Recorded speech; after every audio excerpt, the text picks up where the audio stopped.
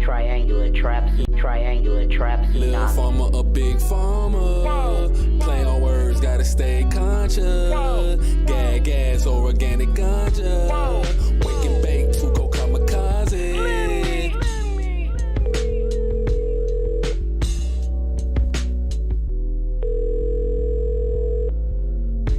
What's up? It's the Wake and Bake. Too Cold and Gorilla Jade. Let me and Kamikaze bringing the vibes. So pull up, cause we live. Yeah, an OG smoking.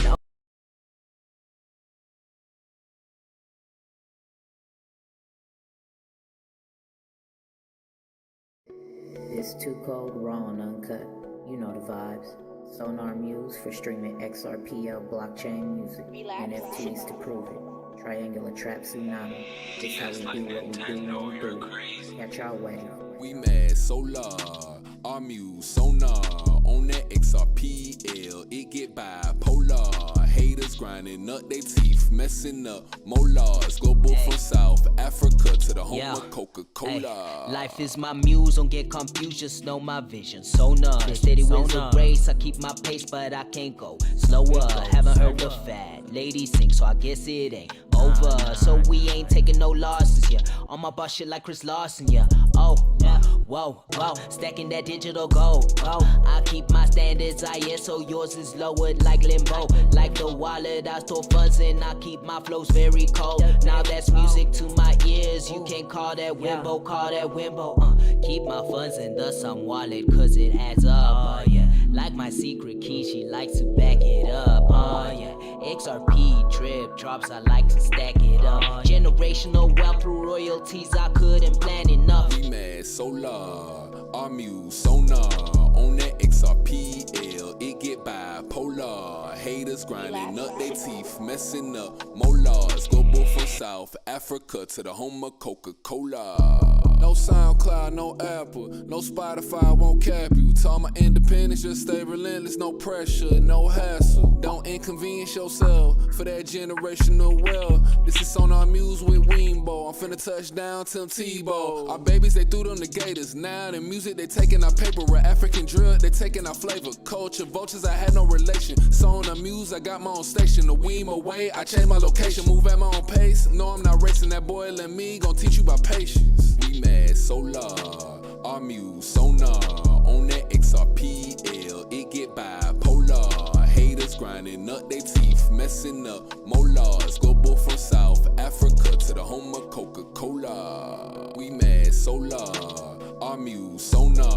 On that XRPL, it get bipolar. Haters grinding up they teeth, messing up molars. Global from South Africa to the home of Coca-Cola.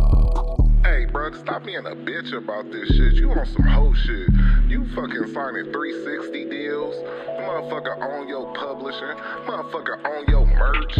Motherfucker on your whole life. And you happy about that shit. Look, fuck with this Sonar Muse shit, bro. Stop getting pimped. Stop being a bitch about this shit and go ahead and get on this real pimpin'. Fuck with this Sonar Muse shit, bro. Hey, stop being a bitch. Stop crying about how you can't get signed and all that other shit. Check it out. Either you gonna be a bitch about this shit or you gonna be on some player shit. You gonna fucking do it yourself. You tired of getting pimped in the music industry?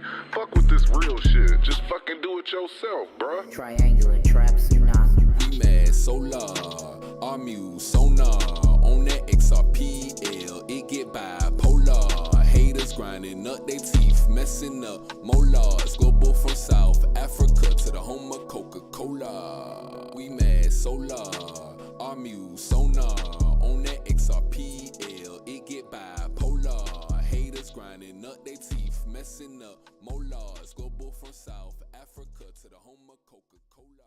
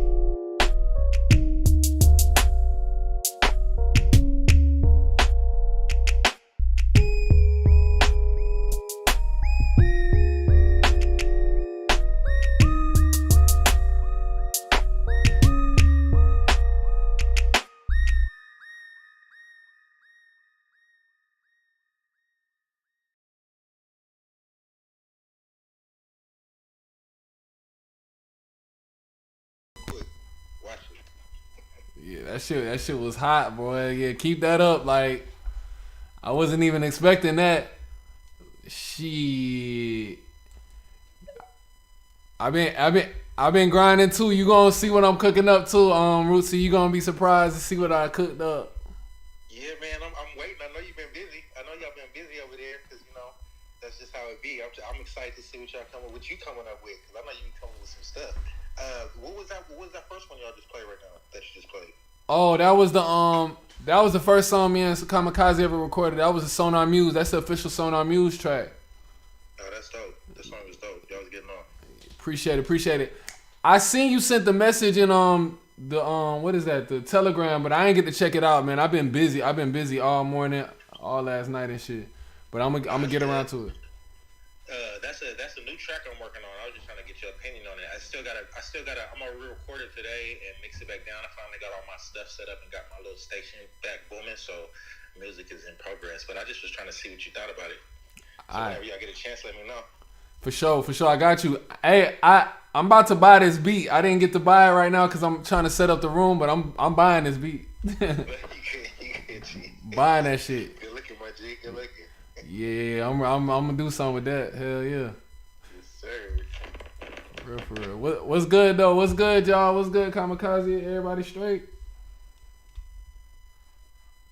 Mm-hmm. Hey. What's good? Can you hear me, bro?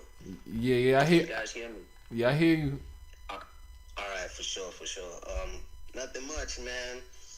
Happy anniversary, man, to Awake and Bake. It's the 51st episode, but this is like a full-on year since we, started. Like, I think this was the week we actually started last year. So, yeah, this is great, man. This is great, man. Like, we've come this far, so it's really a blessing to actually have been making these spaces and doing these spaces for like a year. Facts, for real. Happy anniversary to the Wake and Bake. Let's get a round of applause for that.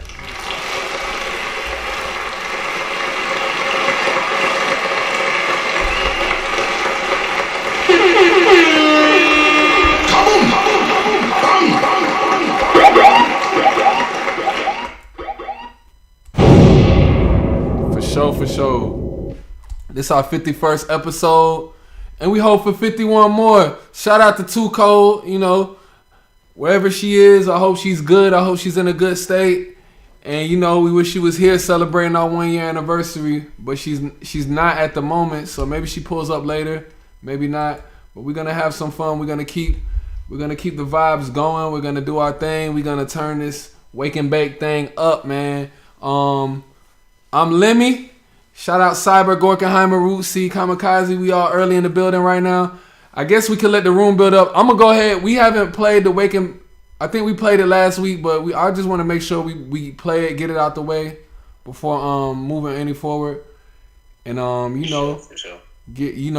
And then we just get the vibes rolling how we always do, man. This episode, looking forward to this episode. We're gonna be talking about Afrobeats, and it's it's music takeover. It's been taking over the game, and what's our thoughts on it and all that. We're gonna get into it. So we're gonna get into the Wake and Bake track first, and Kamikaze, did you get my message? I sent you a message about the track. All right, I'm gonna check it out. I think I got it. Let me just see what's up. All right, for sure. I'm gonna go ahead and play the track in the meantime. It's the Wake and Bake track. Shout out Gorilla Jakes. Let me Kamikaze. Let's go. Wake and Bake. Let's do it.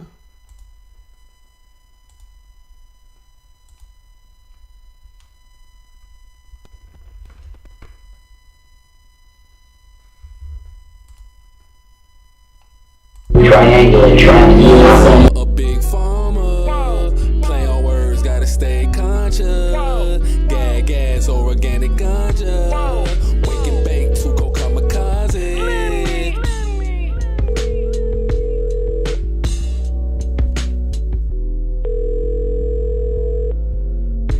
What's up? It's the Wake and Bake. Too Cold and Gorilla Jake. Let me and Kamikaze bringing the vibes. So pull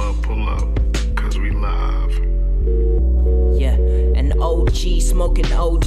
I crush it down, break it up, roll it and smoke it slowly. The organic grown trees, a puff of that good weed could put you on a vibe that can make for good stories. Go ahead and proceed to pass the joint and don't forget to play some music. It will stimulate the mind once you get into it. We can talk about it if you're into it. That's all me, let me in Too Cold, get into it. We all about the music, we all about the movement, creating a new movement. All about the vibes and there's nothing to it. Legendary status is where we at. Music is therapy, so just relax. Triple dose of the music facts, no side effects, you know where it's at. Little farmer, a big farmer. Play on words, gotta stay conscious.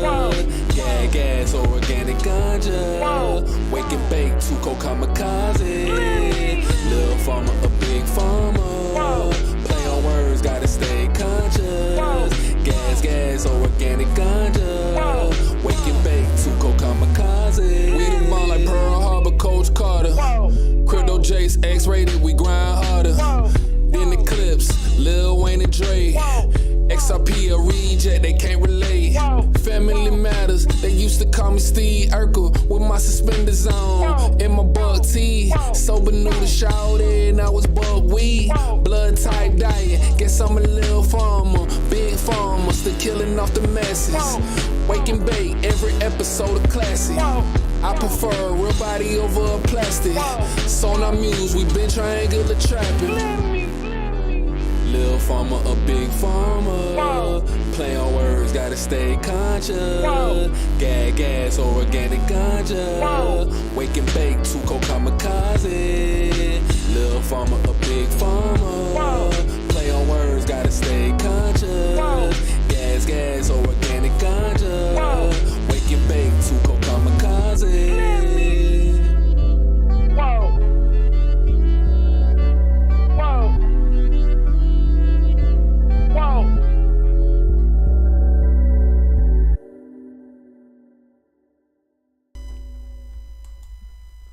Yes, y'all.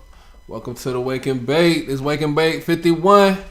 You know what I'm saying? We information, NFT music, we got a ton, you dig? We about to get into it, man. Shout out to everybody pulling up. Kamikaze, what's good, man? Rootsy, I see you on the speaker. How y'all doing, man? How's everything going?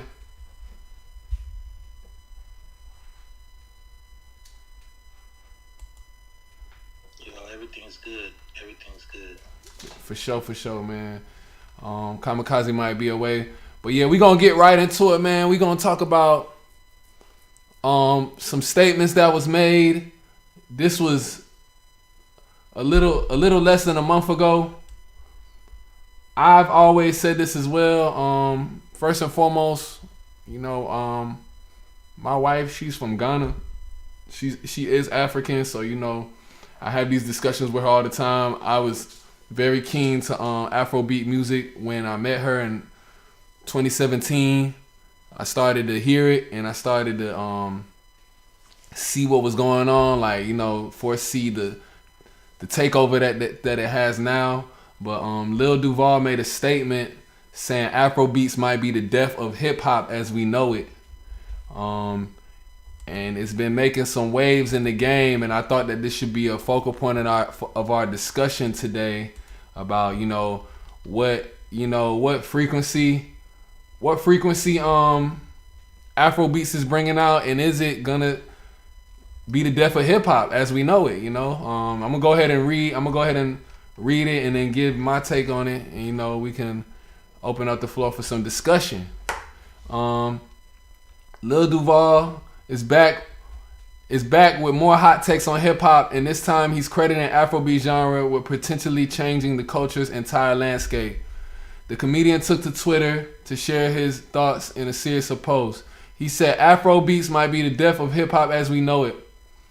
It was met with a lot of pushback. He quickly followed up with another tweet saying he wasn't saying it was a diss. I wasn't saying hip hop is over. I said hip hop as we know it, meaning like evolved into something bigger, he clarified.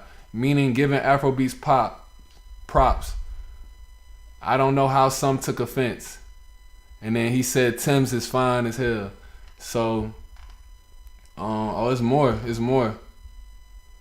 Duval's comments arrived after some others he made about hip-hop earlier this month, where he said it seemed like the genre is more about podcasting than music.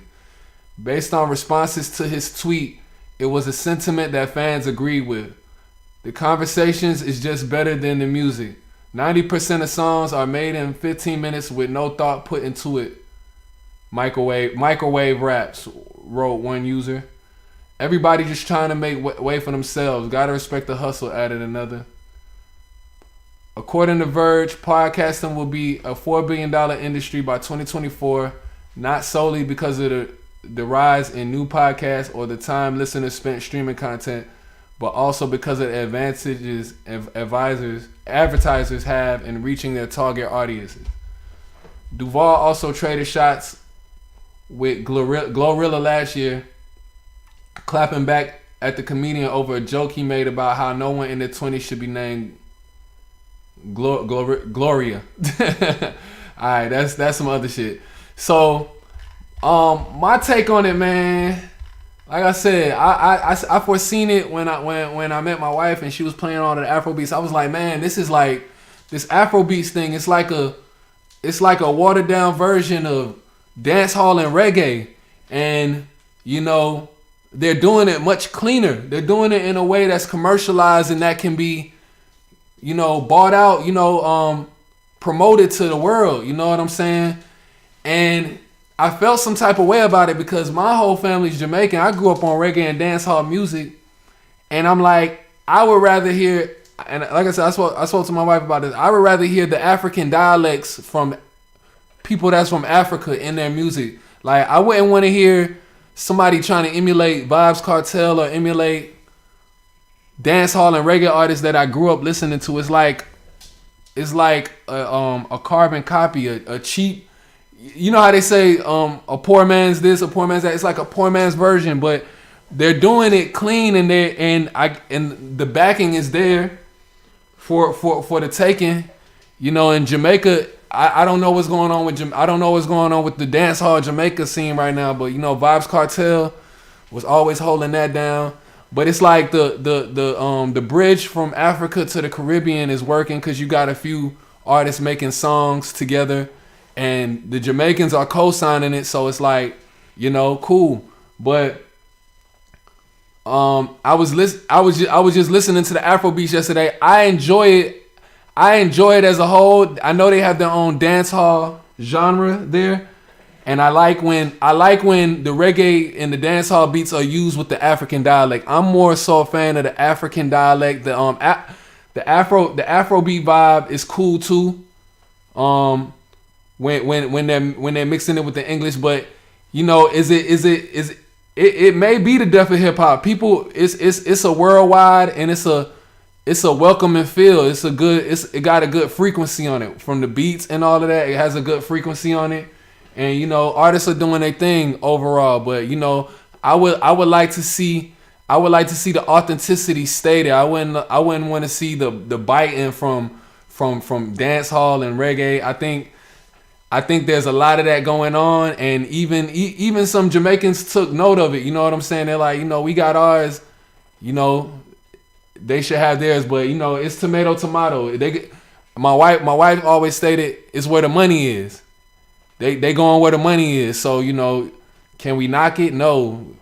People just got to step their game up. So that's how I see it. Anybody else want to chime in?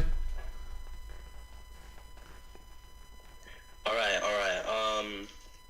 Let me just start off by just giving a brief history lesson on Afrobeats. So, Afrobeats, of course, is a Nigerian music genre that involves a combination of West African musical styles such as traditional Yoruba music and highlife, and American funk, jazz, and soul influences, with a focus on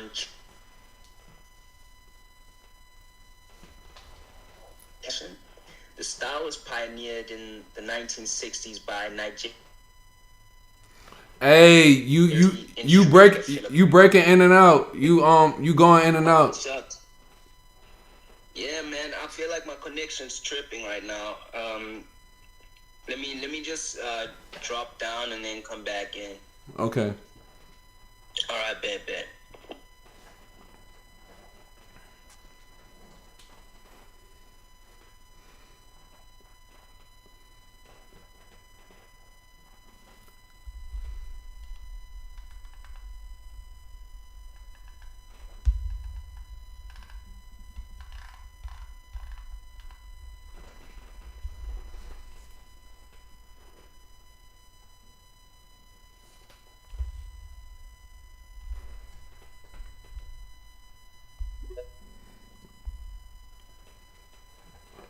Yo yo. Yo yo. Yo, can you hear me now? Am I good? Yeah, I hear you. All right, cool. So let me just start over again. So Afrobeats is a Nigerian music genre that involves the combination of West African musical styles, such as traditional Yoruba music and highlife, and American funk, jazz, and soul influences. With a focus on chanted vocals, complex intersecting rhythms, and percussion.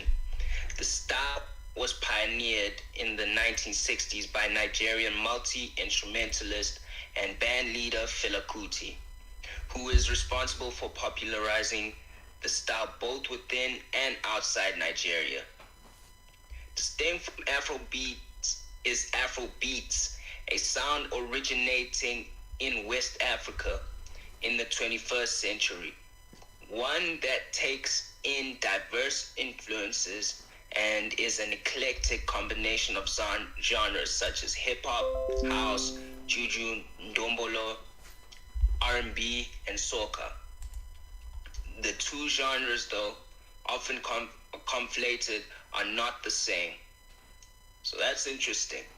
So there's Afrobeat and then there's Afrobeats.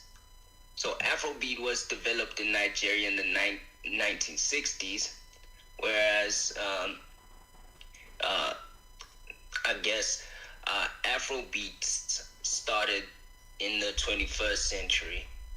So I guess Afrobeats is what we talking about, right? And how it's now starting to get notoriety and gain like popularity now. And I do kind of see where you're coming from and where Lil Duval is coming from. It could be the downfall of hip hop. Like it could be the one that takes over and be in the forefront.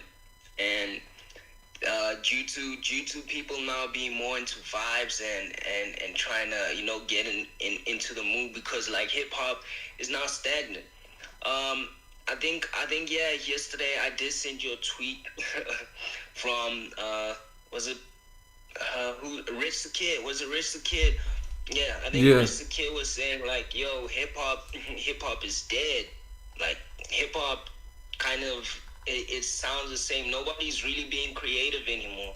Everybody's speaking on the same thing, so it kind of ties in. So it could be possible that Afrobeat could take over, or there could be another genre that takes over, but there could be an overlap or some genre that overtakes hip hop at some point. But Afrobeats, yeah, is more in the forefront. We starting to hear more rap artists, incorporating Afrobeats into their music and featuring, Afrobeats artists into their songs, and remaking songs even, just like how Future remade Tim's song, I'll be there for you.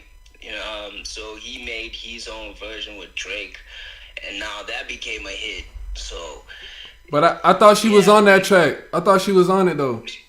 Nah, he sampled her, bro. Like, oh, he sampled it. Her own version.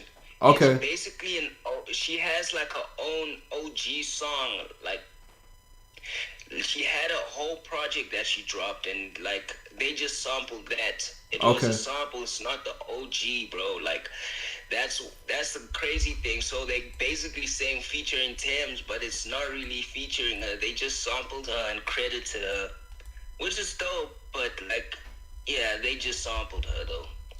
Okay, cool. That's what's up. So also the RZA chimed in on Lil Duval's statements as well. Let me go ahead and read this and get some thoughts. He said Afrobeat is hip hop. So he said it's like G-Funk and trap. So after Lil Duval tweeted that Afrobeats might be the death of hip hop as we know it, many have been chiming in on the validity of that statement. One respected voice that has emerged is Wu-Tang Clan leader RZA, who shared that Afrobeats is a part of the culture, not something that will take over or bring it to an end. In an interview with TMZ, Bobby Digital said, "I understand what you mean by killing it. Afrobeat is hip hop. They are basically doing their form of hip hop," the Staten Island native said. "Just like trap was hip hop, just like G-Funk was hip hop, it's just their rendition." Adding, "And you know what? They deserve a chance just like the rest of us deserve a chance for our music to be heard around the world, inspire and feed families." The statement was sparked by an amazing halftime show during the NBA All-Star Game. 3 major Afrobeat artists such as Burna Boy, Tim's, and Rima took the stage and created magic. So popular is the subgenre of hip-hop or genre of music that Billboard created its own chart for it in 2022, according to the African News. The magazine would team up with Festival Afro Nation to launch America's first ever Afrobeats chart. Afro Nation founder Obi Asika told Billboard in 2022, "I am humbled to have made a contribution to growing the genre alongside many talented, passionate people." Hip-hop is celebrating its 50th anniversary as a cultural movement and has seen other vibes of black music intertwined with it over the years. Do you think there's an end in sight, or considering Duval's As We Know It edition, do you think it will continue to change into something different than we see? So, yeah, RZA says that Afrobeat is hip hop. I don't think so. I don't agree with that. I don't agree with it. It's its own genre, bro. That's why Billboard is making a chart for that shit. It's its own genre. I just think that, you know, just like when you hear Chinese music or you hear Indian music, I feel like, you know, Africans have their own dialect. If they're gonna do it, they should do a majority of it over their beat. But I get it. They trying to get to the bag and all of that. That's just where I'm at with it. I feel like it's kind of a hijacking. Like, but I also rap on Afrobeat, so they would probably say the same thing to me. Don't hop on my beat unless you're gonna do our language. But it go both ways. It goes all these ways. Yeah, bro. So I do agree. To some extent that it's not hip hop because it has more real percussions. It has this feel different to hip hop. You can sing on an Afrobeat more than rap on one, and that's something that most people do. They get more melodic on Afrobeats. So when it comes to them saying, yo, it is hip hop, the only reason why they saying it is hip hop is because more rap artists are getting onto that vibe. And who is the one who kind of put it into the forefront? Like, which artist actually put it to the forefront? That's the question. Like, when did Afrobeats come to the forefront? Who was the one who kind of made Afrobeats come to the limelight in America? Because that's a question we need to ask. The influence, who influenced it to become more popular. We were having a discussion before when I was speaking on, like, you know, I used to say that Afrobeat and dancehall and all those, like, they kind of sound the same. They kind of have the same similar vibes. And you were telling me, like, yo, nah, dancehall has has its own origin, but like, you know, they kind of intertwining now. For me, they kind of do kind of sound the same. So like, I'm trying to figure out who actually brought it to the forefront in the States now. Who is the guy who kind of like started bringing it up, and then you guys like, oh shit, this is actually fire. We're gonna start using this kind of vibe, because I do believe, yeah, you know, Drake did bring, you know, dancehall. Not really, but like there were artists before Drake who came through, but it kind of was Drake who kind of brought this kind of vibe to the limelight. You know, this Caribbean / dance hall / Afrobeats kind of vibe to the forefront. But I do remember the bunch coming through because he was signed to Kanye and all of that. You know, bringing the vibes too. You know, so maybe D'banj also was a guy who kind of changed the trajectory of hip hop too with his song Oliver Twist. At the time, I don't know which year it was, but yeah, he had like Oliver Twist, and it kind of was a low key hit.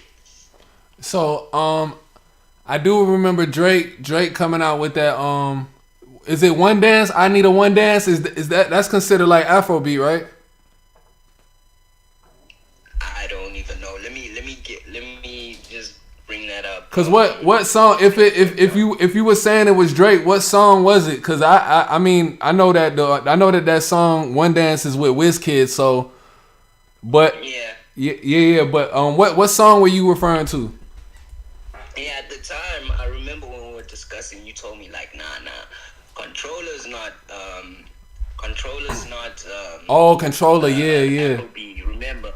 So like that's where I thought it all started. But yeah, One Dance is actually Afrobeat. Yeah, so you're correct. So it definitely was. It probably is the reason how it started, because he released that song in 2016. So yeah. What year? Hold on. What year did that song with the boy from Ray Shremmerd and French Montana come out? Cause I feel like that was the song that made Afrobeats hot here though. Like it, like that's the one that caught my eye. I was like, oh shit! Like they went to Uganda. They went to Uganda and all of that shit and did that Afrobeat beat and all of that. The vibe was an Afrobeat. Yeah, that was in 2017. Oh. So it was a year after, but it's more categorized as hip hop though. That's it's crazy. They categorizing the song as hip hop. Yeah, because it's more dancehall hip hop. Yeah. But I feel like they when they went to Africa, they was trying to say, hey, you know, like we see what's going on. You know, French Montana's from Morocco, like, cause they easily could have went to Jamaica, but they went to. It got to be a reason why they went to Uganda for that shit. I don't know, but yeah. But yeah, I see what you're saying. And the boy that made it was he was some white boy from Minnesota. He just cooked that shit up. Hey. Yeah. Yeah. So I just googled Oliver Twist by D'banj, and it is an Afrobeats track. So this came out.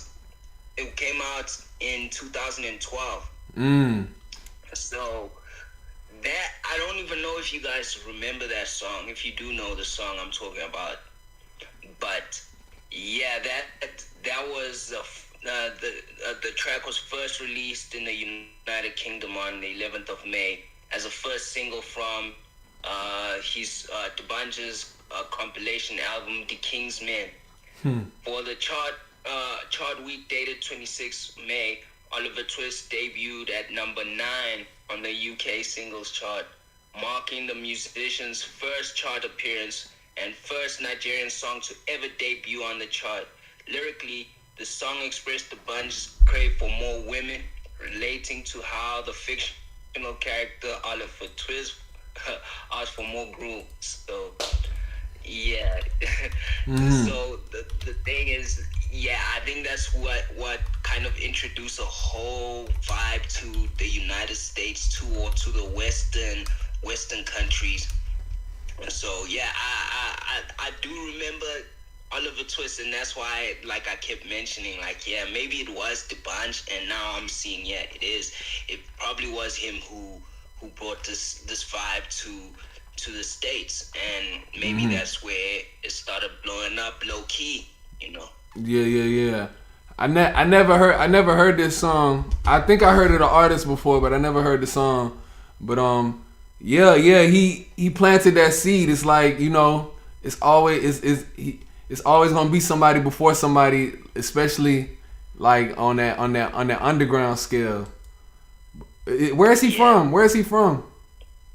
He's from Nigeria, man. Oh, okay, cool. He's a Nigerian artist, so you know what? I also think, you know, someone who would have probably brought more Afro beats to the forefront could be Beyonce too, cause like, you know how Beyonce is, and when she gets on a vibe, people start also jumping and moving towards it. So it could be a female artist who also brought this vibe to the forefront. Okay. I do kind of see that. I do kind of see that being a probability, man. Because Beyonce always had different vibes in her albums, and we shouldn't even forget about Brown Skin Girl, bro. That song was a hit. Like, that song was popping. So that's one of the songs that probably also, you know, changed the trajectory of, you know, the music scene too. Nah, that album just dropped. That was on the Lion King. That just dropped about 2019, 2018. At that point, at that point, Davido was out. Like, hella people was out. I met my wife in like 2016, 2017, and that Lion King album came out. I think I went to Ghana already. I was in Ghana already, and that shit came out after, like, cause she dropped the whole album like with African artists and all of that. I'm about to look it up. It came out. If you let me tell it, it's gonna be 2018, 2019 when that Lion King came out. But Afrobeats was jumping. Yeah. I could be wrong, but the Joanna track was already hot in Atlanta. Like, the track that went crazy was that Joanna shit. Like, I feel like that song got motherfuckers going crazy about Afrobeats. That and Davido, when Davido came with the fall, Money Fall on You, and it was two songs he had, man. It was going crazy in Atlanta. Cause he live out here too, so he got a huge influence out here. He got a huge wave out here. Yeah, the Lion King came out 2019. Okay. But when did Brown Skin Girl come out? Cause I think that came out way before the like whole Lion King project was in the making. Oh, Brown Skin Girl. I don't know. Let me look it up. Hey, what's up, y'all? Hey, what's up? Afrobeat artists are taking over American hip hop. They way more hungrier. They way more serious about hip hop than American artists.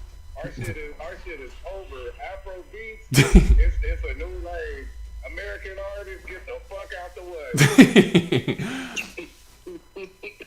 Hey, so Brown Skin Girl dropped in 2019. Hey, I like that.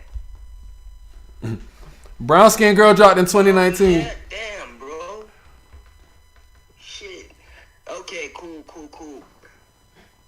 But I'm trying. Would you say you know that's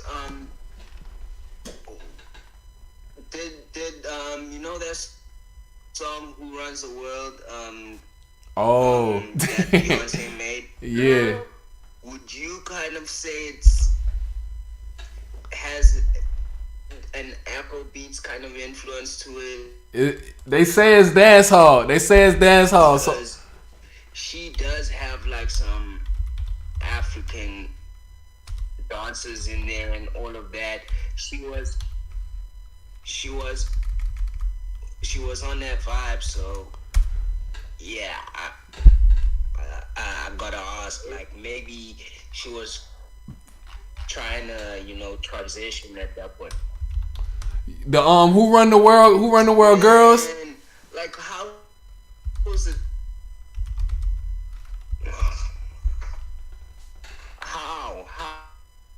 How is it on school? Like how? Oh, who run the world? It doesn't sound squash in a way. It doesn't. You rugging. Kamikaze, you rugging. You rugging. Kamikaze, they don't want to give African beats artists they props. That's all that is. They wasn't ready yet, so they was like, we just call it dancehall. That's what that is. Hey, you rugging, bro.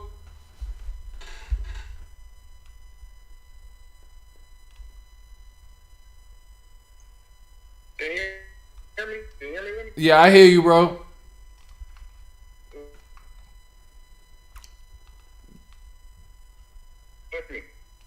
What's up? What you say? What's good, G? Okay, all right. No, I feel like I feel like damn. I can't hear who somebody talking. Nah. You got it. Oh no, I feel like Afrobeats is Dan, Rihanna, and all of that shit. Even though she's from the Caribbean islands, I mean, it's still like I don't know. I'll take that back. I don't know. I don't know what the fuck the difference between dancehall and Afrobeats is. I don't know the difference. One got a Jamaican voice, one got a African. Hold on. I'm gonna let Kamikaze come in here and ask his question again. I'm gonna break it down. I'm gonna break it down in a second. I want him to be in here. Cause when I seen Drake fucking with artists from Africa and shit like that, I'm like, okay, cause Drake be knowing. Drake know where the wave is about to go. Drake knows. Yeah. He definitely got his team on all hands on deck. Them niggas be all hands on deck. Hey, Libby, Drake be like, find the next wave, and I want to be a part of that wave before it starts. That nigga like, I want in, goddamn. Anything y'all see I need, I want in on that shit. Hell yeah, I'm about to steal a shit, and I'm gonna bring it to America, and Americans won't even know. They think I started the shit. Exactly. He's such a vulture. He be flying. He be like everything he find, it's already dead to him. He flying over it like a vulture. He finna eat. He eating on everything. Goddamn. Facts. The six guys see everything. I'm telling you. But nah, I'm gonna break down the difference between when Kamikaze get back. I'll explain when he come through. But the difference between Afrobeats and dancehall is, first and foremost, when you hear certain Afrobeats tracks, you hear them talking in Jamaican and shit, right? Like they talking in Jamaican, but patois. They talking in patois, but the beat may be different. The beats are mostly live instruments, acoustics, and things like that. That's the Afrobeats itself. And then in Jamaica, it's like studio, but even with the Afrobeats now, the studio type beat where you can make it off Fruity Loops off machine is there, but it's the dialect too. So with Jamaicans, they speak in patois. Some of these Afrobeat songs, they speak in patois. It's like a hybrid. It's a mixture of everything, but dancehall is strictly patois on these beats that are made with heavy bass, and you hear the certain instruments in there. So there is a difference with the instrumentation and the dialect. You know what I'm saying? When you hearing a dancehall track, them motherfuckers is talking in patois most of the time. Like you gotta give it that patois feel for it to be a real dancehall track. That makes sense. But you also have African dancehall. You also have African dancehall where an artist may be from Ghana or something. Like the hottest one of my favorite African dancehall artists is Stonebwoy. But Stonebwoy gave his credit to Jamaica. He like, yo, I listen to Jamaican artists and he sound just, if you didn't know anything about reggae, African dancehall, you would think that Stone Boy is from Jamaica. And I used to work with this artist. His name is Evidence. He ain't never stepped foot in Jamaica, but he's a dancehall artist from Ghana. And he ain't never stepped foot in Jamaica, but he sound like Vybz Kartel. So that just speak of the influence. So with the dialect of dancehall, the patois, when you hear it, it's so global. Like Sean Paul made it hot. Damian Marley, Vybz Kartel. When you hear that shit, you know it's dancehall. But with the African dancehall now, they sound the same, but you can kind of hear how it's amateur. It's gonna be an amateur feel. It's gonna be a more friendly feel. If you know like the dialect and you know the lingo, then you know that, and you've been listening to dancehall for a long time, you're gonna know that it's coming from somewhere else. It's almost like how reggae music took the world by storm, because everybody do reggae music now. Everybody does reggae music, but you know when you're hearing a Jamaican reggae artist, because you can hear the dialect, you can hear the patois, you can hear the real rawness and you know in that vocal, if that make any sense.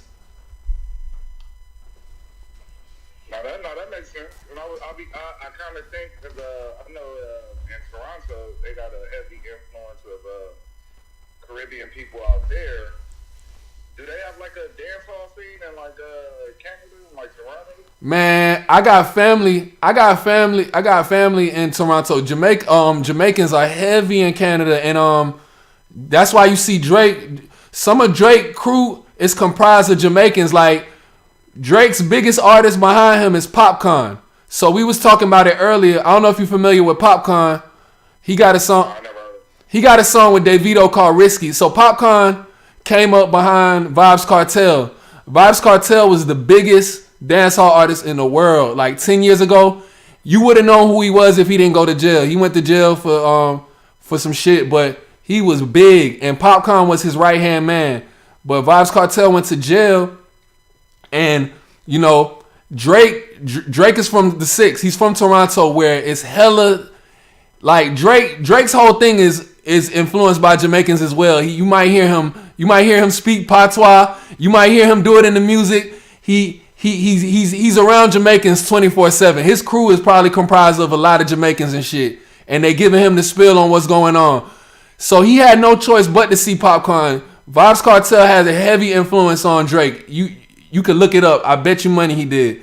So he really had no choice but to get Popcorn under his wing and show him love. You know what I'm saying? And Popcorn is one of his right hand man. So a lot of Jamaicans go to Toronto. I've actually been to Toronto. It got a huge. They even have a carnival out there. So carnival is like Trinidadian base. Their island base is heavy out there. So yeah, to answer your question, yes. Hey, bro.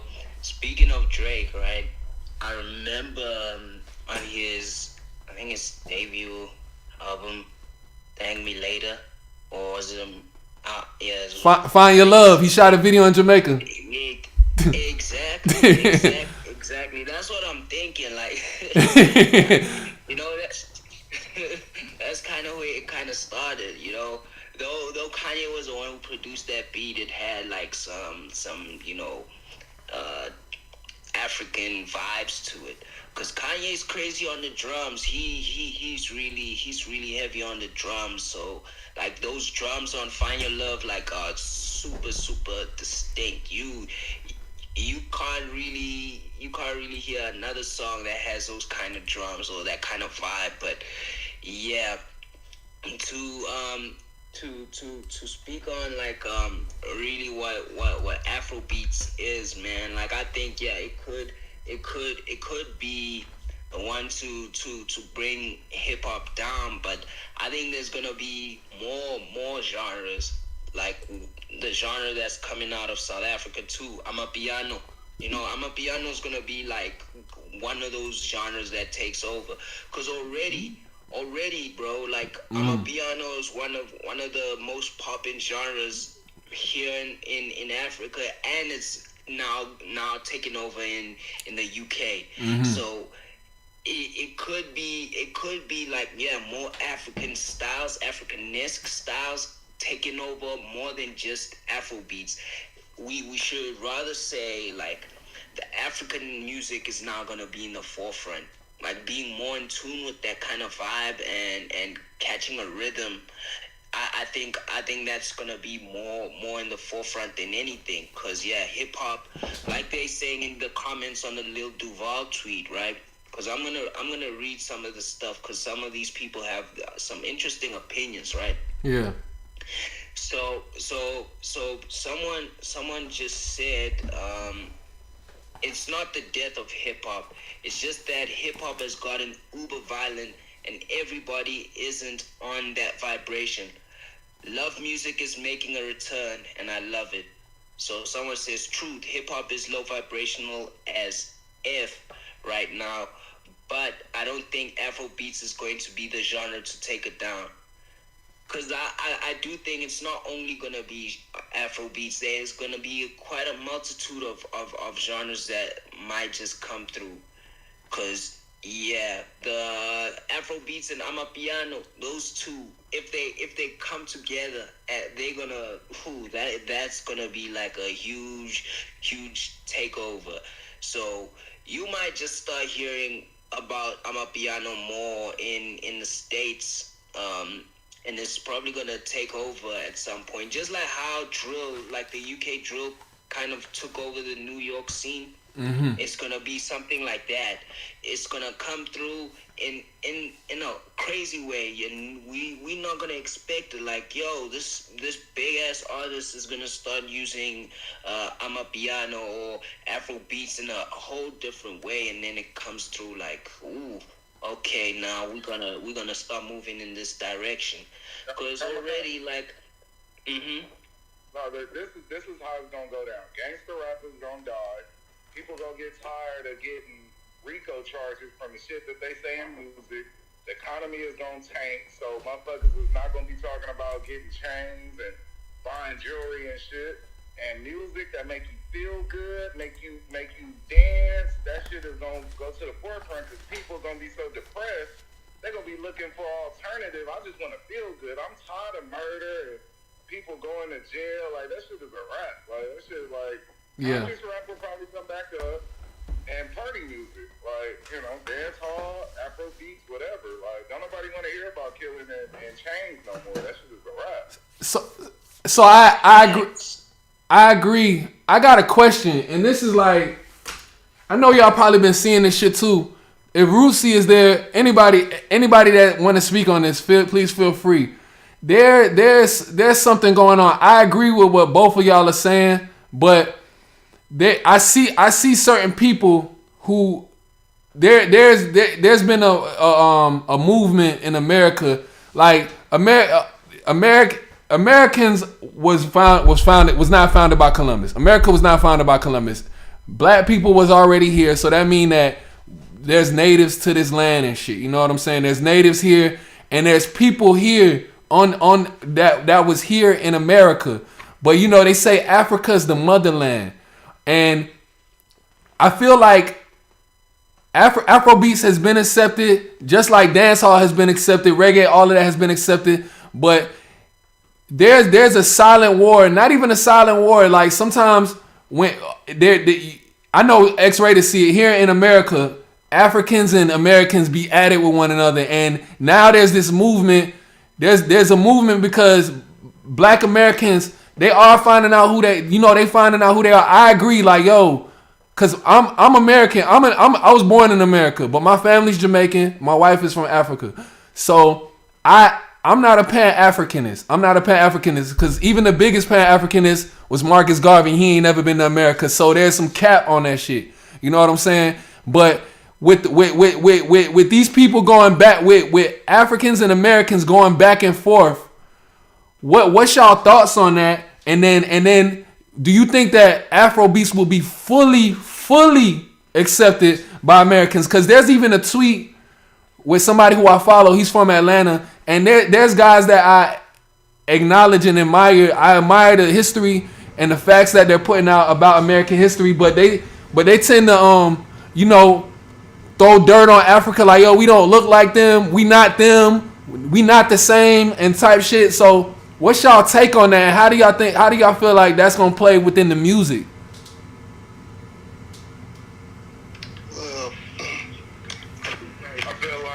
Hold on. Who's first? MC speak. Okay. Yeah. Well, I was saying I feel like I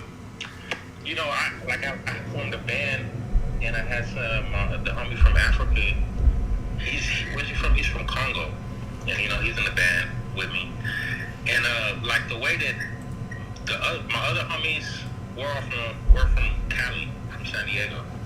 You know what I mean? We was playing reggae music, but the other homie, he's always like in secret competition with us. You know what I'm saying?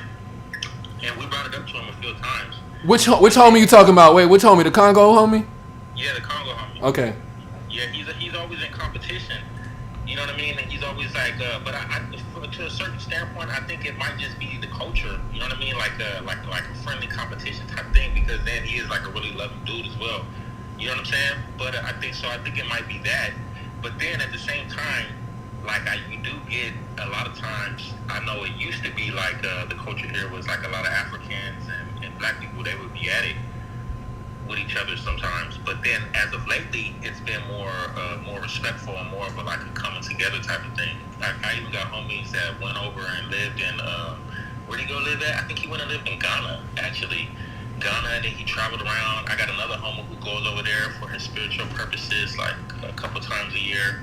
You know what I mean? And so as far as like the music goes, I think that, to be honest, that black people are just all over the world are kind of like trying to come together and make something like what people were saying that's more positive, and trying to kind of like bring all the elements of positive black music together, and reggae being one of them, Africa being the motherland.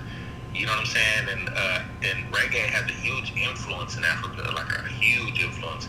I remember back in the days when there was I think there was a civil war going on in Africa, and that was like when I was making my first album.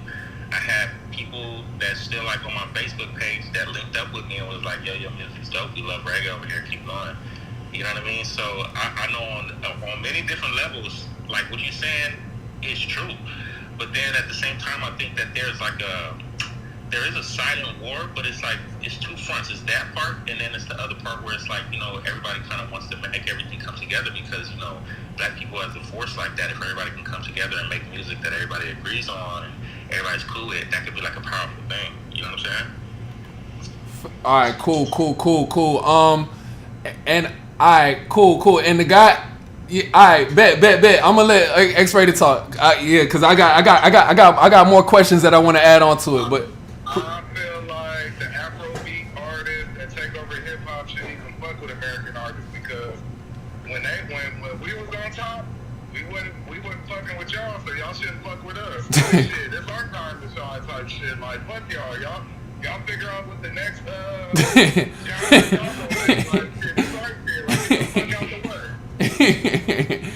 Hey, that's a hell of a point. Hey, for sure, bro. Because I do believe that. Yep. And the thing is, like, people do, like, mostly like westernized artists do complain that, hey, you guys are copying our style, you guys are copying the hip hop scene, and you guys don't have originality. So yeah, what X is saying could be facts. It's like, yo, why don't the African artists just do their thing and not let the western countries do their thing and jump on the bandwagon, and we should just do our thing without embracing the American artists, because you guys were like, nah, we not feeling you guys, you copying us. So yeah, to some extent, yeah, I do agree, but yeah, I do believe like coming together is more of a thing. Unity is everything, because then we are a force to be reckoned with. Though like Lemmy said, that some Americans do originate from America. Like there were definitely black Americans before Columbus, quote unquote, discovered America. But the other thing is, like, we all can relate to the same things. We have like similar like histories in terms of growing up in a black family. We all can relate in some ways to some of the things that happen at home, and we're not even from the same continent. It's crazy that we can relate to certain things and we do certain things the same way. So like it is distinct in our roots, if I can say that. We all are the same. So coming together is more of a thing than just separating things. It would be better to just come together than anything. But real quick, Kamikaze, Lemmy, am I lying? What's up? In the 90s, after Public Enemy had died off and conscious rap was gone, and people was talking about money, car, clothes, and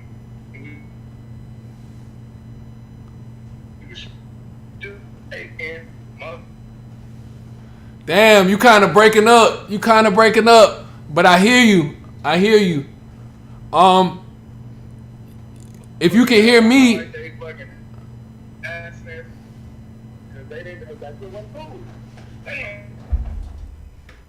you hear? Hey, X-Rated, you hear me?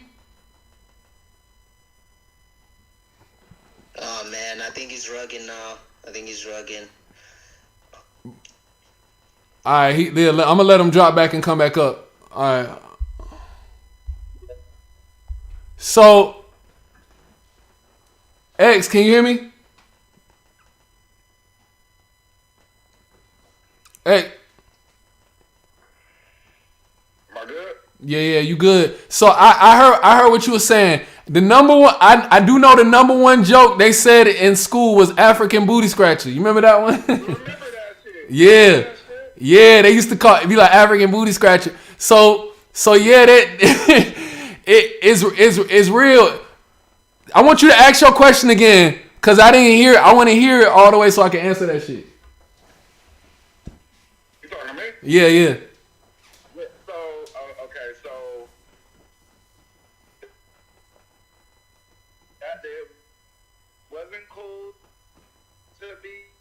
People had to hide their culture. I'm in a world where if you think of hip hop like a bitch, Black Americans haven't been treating their bitch right. We've been fucking shit on. Damn, he rugging, bro. You rugging, my nigga. You rugging. That motherfucker because we always. You rugging, yeah. You. What about now? You coming in and out. In and out. Like, Hey.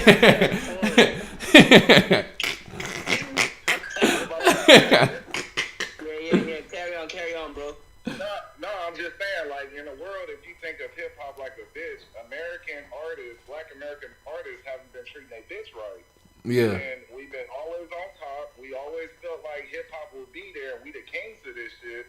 Now somebody else is treating our bitch right, and hip hop is gonna choose up. Somebody that's actually serious about this shit. Somebody that actually wants to make good music. They're coming. We've been doing mumble rap. We've been fucking just not being a real student of this shit. Staying on top. I got you. This shit. We got motherfuckers from Canada taking over hip hop. We got motherfuckers from Africa, Jamaica. This shit is over for American black artists. So, me personally, I don't have the facts on it yet, but I feel like they trying to create a division amongst melanated people worldwide. I could be wrong because this history that I'm getting, this new information that I'm getting, like, you know, about slavery possibly being a hoax, America being an ancient land and shit like that. Like, I'm intrigued by it, but at the same time, we have been doing all of what you've been saying, like, but I feel like it was influenced on us. Like, where did that shit come from? Like, I feel like the monster is getting bigger and bigger behind the scenes. But there's also, I do also see the love being reciprocated amongst one another. You know, certain Africans do come over here and they turn their nose up on us. They turn their nose up on a lot of us too, though. In real life, maybe not in music, but in real life. And you know, they like, certain people from where they're from, they be like, hey, don't mess with this guy. He's American. He's this, he's that. You see that. And you see it in the way that a lot of them treat us. And sometimes we have to check them. You know what I'm saying? But then others come over here humble and they see the shit we go through. And that's where we all reach a common ground because the struggle is the same. You know, like I said, my wife is from Ghana. My wife came here and got it out the mud. She wasn't that type of person who turned up her nose on Americans and shit. She humbly, like when you come, like if we were to go to Africa, we'll have to pay our dues and pay respect. Just humbly, like that's what happened. Like when any street nigga go on another nigga turf, you gotta pay your dues. You gotta check in. But a lot of motherfuckers will come in because they got money and start turning up on you like in a fucked up way. So maybe that's why Americans might be doing that in their defense. Cause I have seen it, and that's what brings the clashing. But then if you come humbly and you and there's a reason and there's an understanding amongst one another, that's when I see Americans and Africans getting on good and the shit become powerful. But then on the flip side, motherfuckers be trying to flex and turn their nose up, take niggas bitches, floss.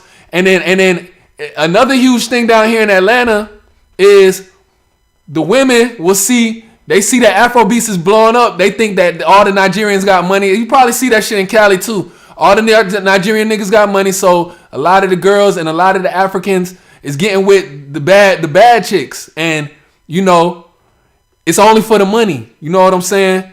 It's only because what they seeing on TV and they seeing in the videos, it's like, oh, this the new lick. This the new lick I can hit. You know what I'm saying? I'm finna hit this lick type shit. Facts. Yeah, the Africans are taking all of y'all bitches in their life. Yeah, so with the Afrobeats comes the lifestyle now. Like, you know, with the hip hop came the lifestyle in Atlanta. Now with the Afrobeats, like these bitches picking up on that shit. So the lifestyle is crazy. Like you got, cause you know they a lot of them is big with on the scamming. They do their thing. They hustling, and a lot of other. I ain't gonna say too much, but a lot, you know, everybody collabing, goddamn. Everybody doing their thing, so I ain't gonna say too much.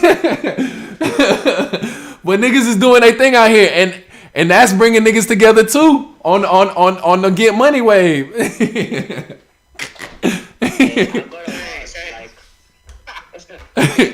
Rusi, do your thing. Yeah, man, that's funny. You know what?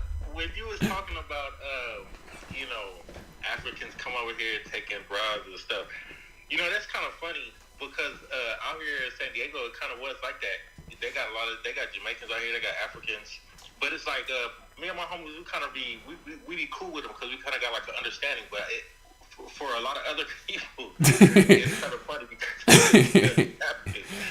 But the thing was, you know, it's because of the business that we was in. Like we had a dispensary out here, we had a brick and mortar, we had a delivery dispensary. This is like back in 2009, 2010. You know what I mean? So we was moving, and they was in that same field too. You know what I'm saying? Back in those days, so it was like we had a common understanding that other people kind of didn't have. You know, but we was rocking with them though. We was cool. They're good peoples to me. Even when we went out, and even Manny, that was my homie that was in the band with me. I ended up accidentally smashing his girl, and like before I knew him, and he didn't even know. But then when he found out, like he was like super heartbroken, messed up over it. He was like, "Yo," he was like, "Please just don't ever talk to her." I was like, "Bro, I was just over there the other night, G," and he was feeling out about it. You know what I mean? We fell out for a little bit, but then even after that, he came back and he was like, "Yo, you know, we're both black. You know what I'm saying? We can't be letting no female come between us." I was like, "Good stuff, bro. Good stuff." Is he from Congo? Yeah, he's from Congo. Man. Yo, what's funny is I didn't even know, and I asked her about it. I was like, "Did you know?" And she knew. I was like, "Well, why did you say something?" She was like, "Well, because I wasn't with him." I was like, "Well, you should have said something, you know, because now this guy's playing in my band with me. It's kind of messing stuff up." Yeah, man, that was a mess. That was a big old mess. So Rusi, you came out and told him off rip, right? Yeah, I told him. But when I found out everything, I came to him. I was like, "Hey, bro, I gotta talk to you." He was pissed off, but you know, I just had to let him know. You know what I mean? You a real one. So I'm gonna explain some shit that happened earlier today. Like I be driving on the side doing my Uber thing. I've been doing it ever since I had my baby. I've been out of work, And some dude hopped up in my car and he was asking me certain questions, and this was one of the questions that he asked. He was like, man, he said him and his partners be talking about things, and he wanted to get my point of view on it. And he was like, man, say you was with a chick or you with a chick or whatever, and your partner be like, and your partner mess with that same girl. Would you tell him? Would you be mad at them if he didn't tell you or she didn't tell you? Or how would you feel about it? And I said, hell yeah, I'll be mad. I'll cut them off if I have to find out about it. So what you did was real. I was like, they're gonna have to tell me in the beginning, like off rip, once they see what's going on. I need to be told what's going on, because it's like, if I'm finna get serious with you, or if I'm having relations with you and y'all hovering over my head, that means you probably fucking behind my back. You probably doing some other shit behind my back that I don't approve of. So we got to give you a round of applause for, you know, letting the cat out the hat on site. You know what I'm saying?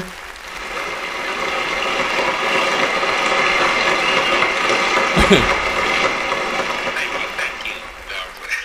Nah, just growing up though, you know what I mean? Like my older bro, like we used to run through females, so it wasn't like a rare thing for me and one of my homies or my brother to be talking to the same female. That's why we already knew, like, hey yo, because my whole thing is like, I don't really want to be talking to nobody's female. I don't want to be talking to a female that talk to one of my homies. I got to have something exclusive.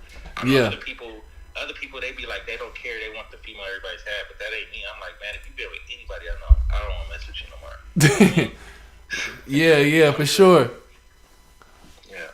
For sure. What if she a rap? What if she for everybody? Do I gotta tell you every bitch that I'm fucking? Like, girlfriend, I asked you like y'all fucking with each other. You said nah, she for everybody. But I know you really didn't mean that, but that's what you said, so I fucked her. Okay, like, and Yeah. If you say she for everybody, then she's for everybody. That happened to me. You know what? That happened to me before. My older bro, he asked me. He was like, "Hey, you still talking to this girl?" I was like, "Nah, I'm not talking to her no more. Like, I don't like her." And so him and the homie went over there and ran a train on her that night. And they came back and they told me about it. And I was like, "What the hell?"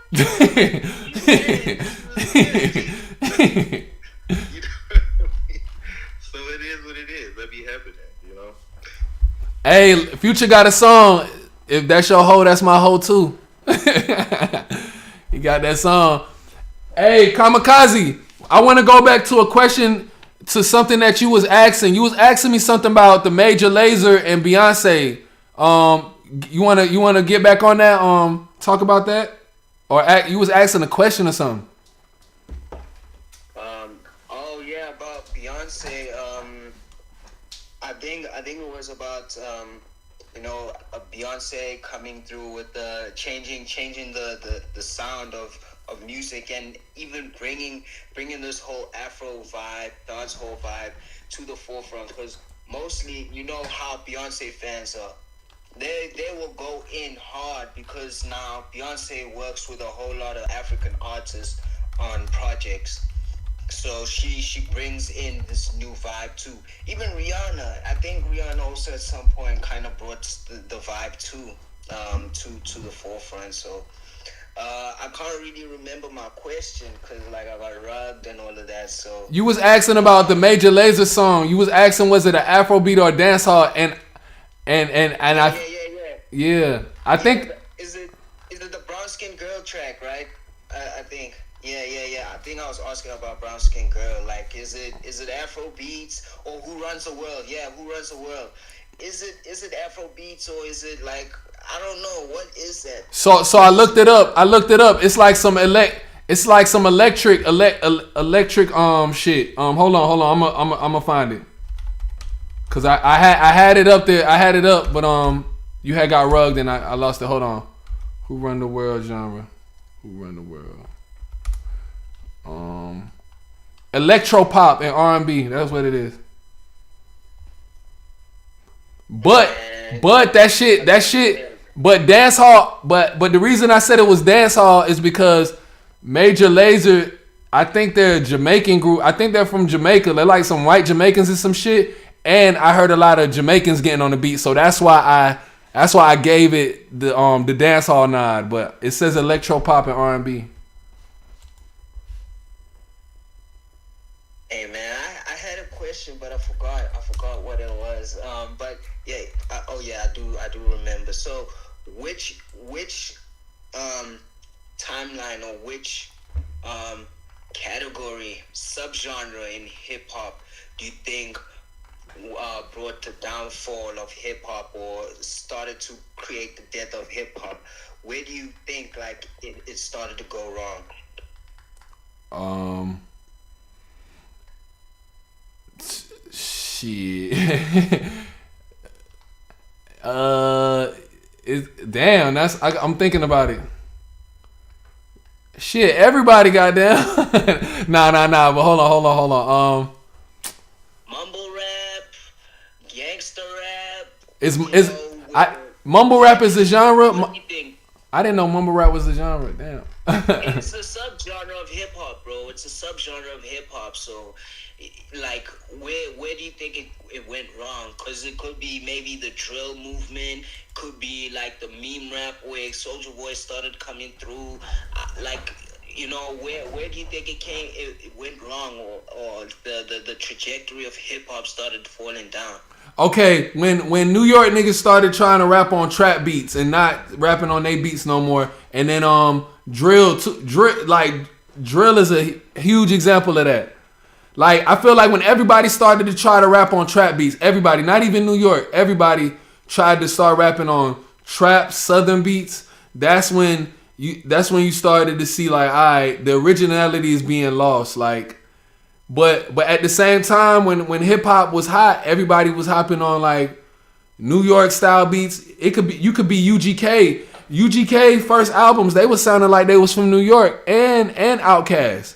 But it's like Atlanta and the South came in and re-evolved the game. They show like, hey, you can unapologetically be you, but other people bid off of that, and I felt like that's kind of what watered it down. That might be what watered it down a bit. You know what I'm saying? Because you didn't hear the signature New York sounds no more, or you didn't hear the signature California sounds no more.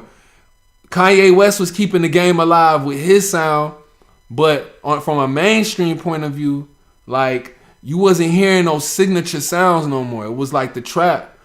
So I guess you can also blame trap music too. So for that, but yeah, but wait, which kind of trap? Because you know there's the OG trap with T.I.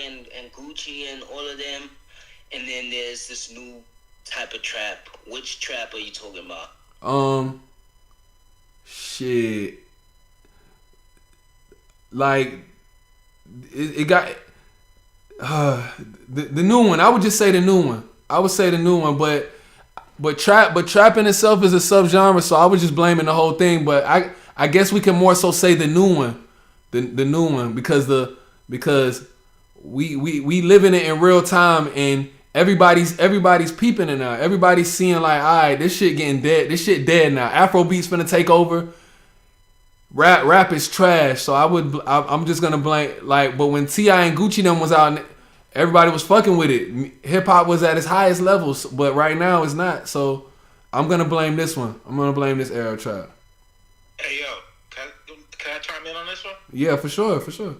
Yeah, so I don't know. I'm sitting back thinking, I'm not gonna use the term. I'm not gonna say where it went bad. I'm thinking of it more of like evolving. You know what I'm saying? Because the way I look at it, it's like I grew up listening to like underground West Coast gangster rap. You know what I'm saying? So the thing with me was I didn't want to hear no rap or nothing that nobody wasn't living. You get what I'm saying? That was the whole thing. Is like, I don't want to hear somebody talk about something that they ain't living. Get up out of here with that. Because Thanks. I know, like, my older brothers and my people who they make music, and I saw that they lived the life that they talked about every single day.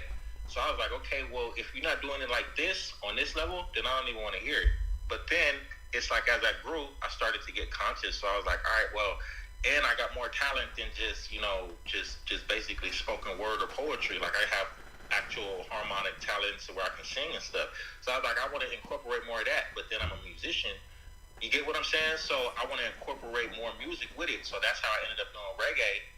But then I feel like as hip hop progressed, it's like it went from people talking about nothing to people talking about stuff that they was really doing real. Like today, you listen to music, it's like it's just craziness. Like, yeah, you guys are actually doing this stuff, but it's like a sport. You know what I'm saying? You guys are killing each other, sending a bad energy and a bad vibe throughout the whole entire world. Like, this is craziness. All these deaths is just craziness.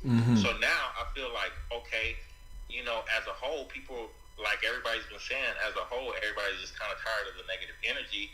And then black people all over the world, Africans, everybody all over the world is starting to understand like that music is more than just putting some beats together. I think if anything, that's where it went wrong, is with the production, where people were no longer had to have any kind of musical skills to produce.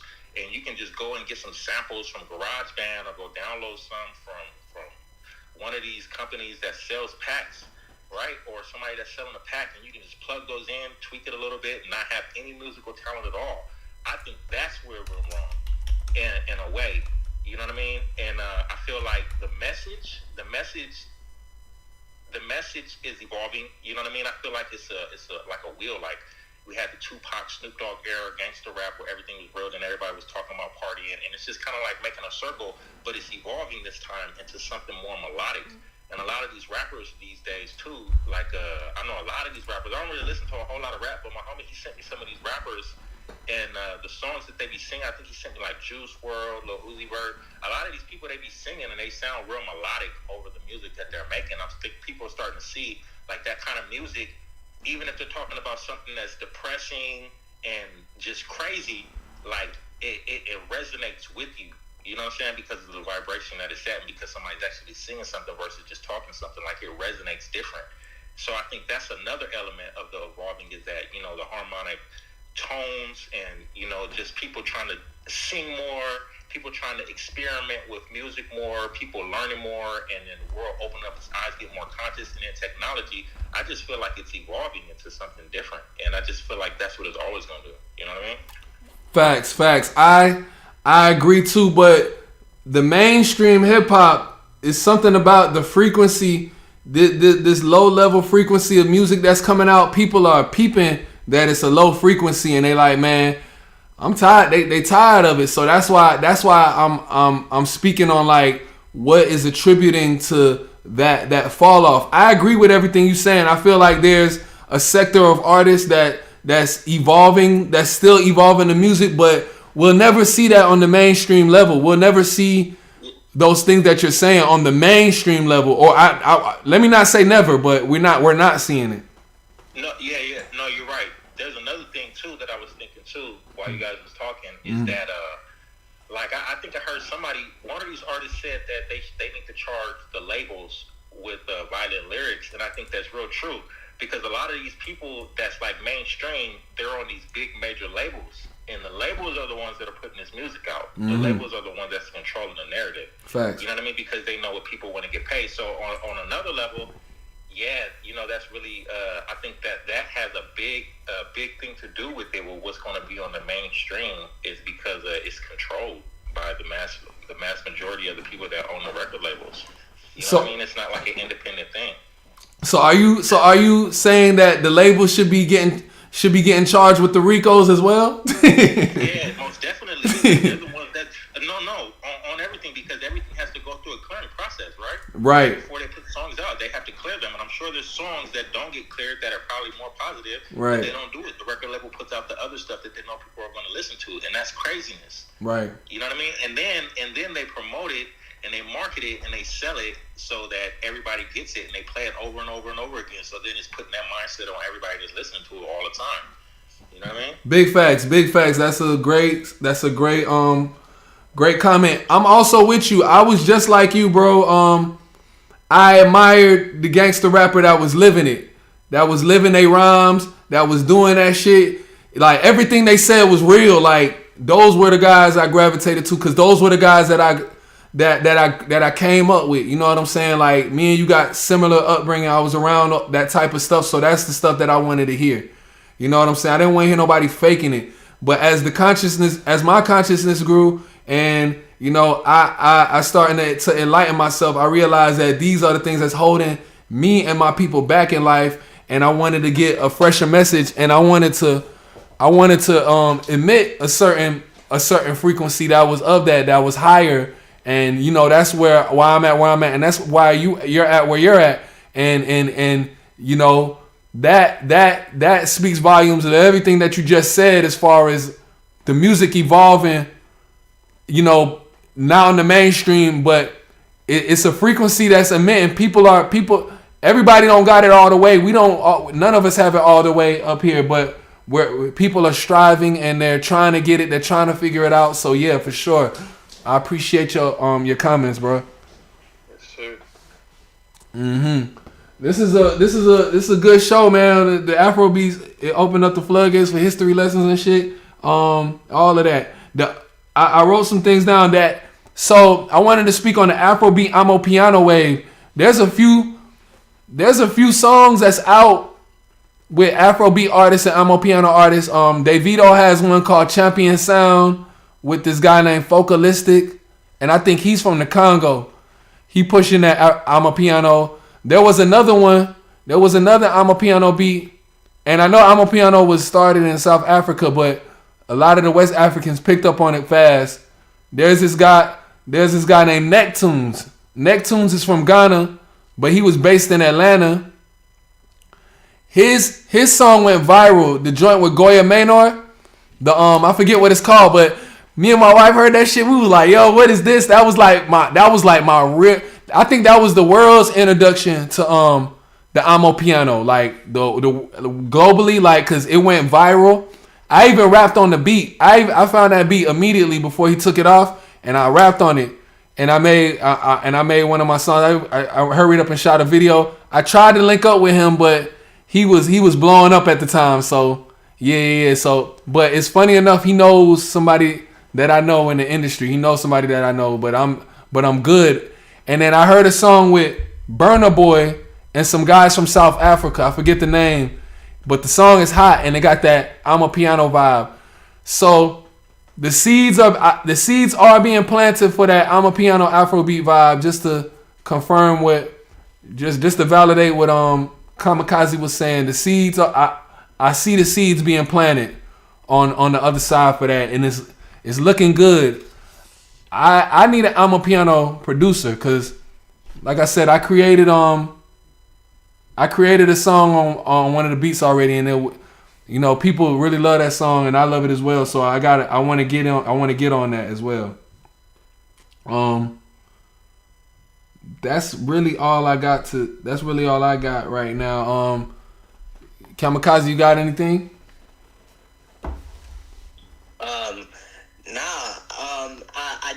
I just feel like you guys had some valid points, and like what Rootsy said, I think one thing that did change the whole trajectory was definitely the labels now being super in control of what comes out, and we letting it get to that point, because as the audience, we are the ones who should be in control and allowing what we put out or listen to be decided by us. Because now we let it go on for too long that it's okay that we listening to all this kind of dark music of like people speaking on the crimes that they doing to an extent, and we thought it was cool.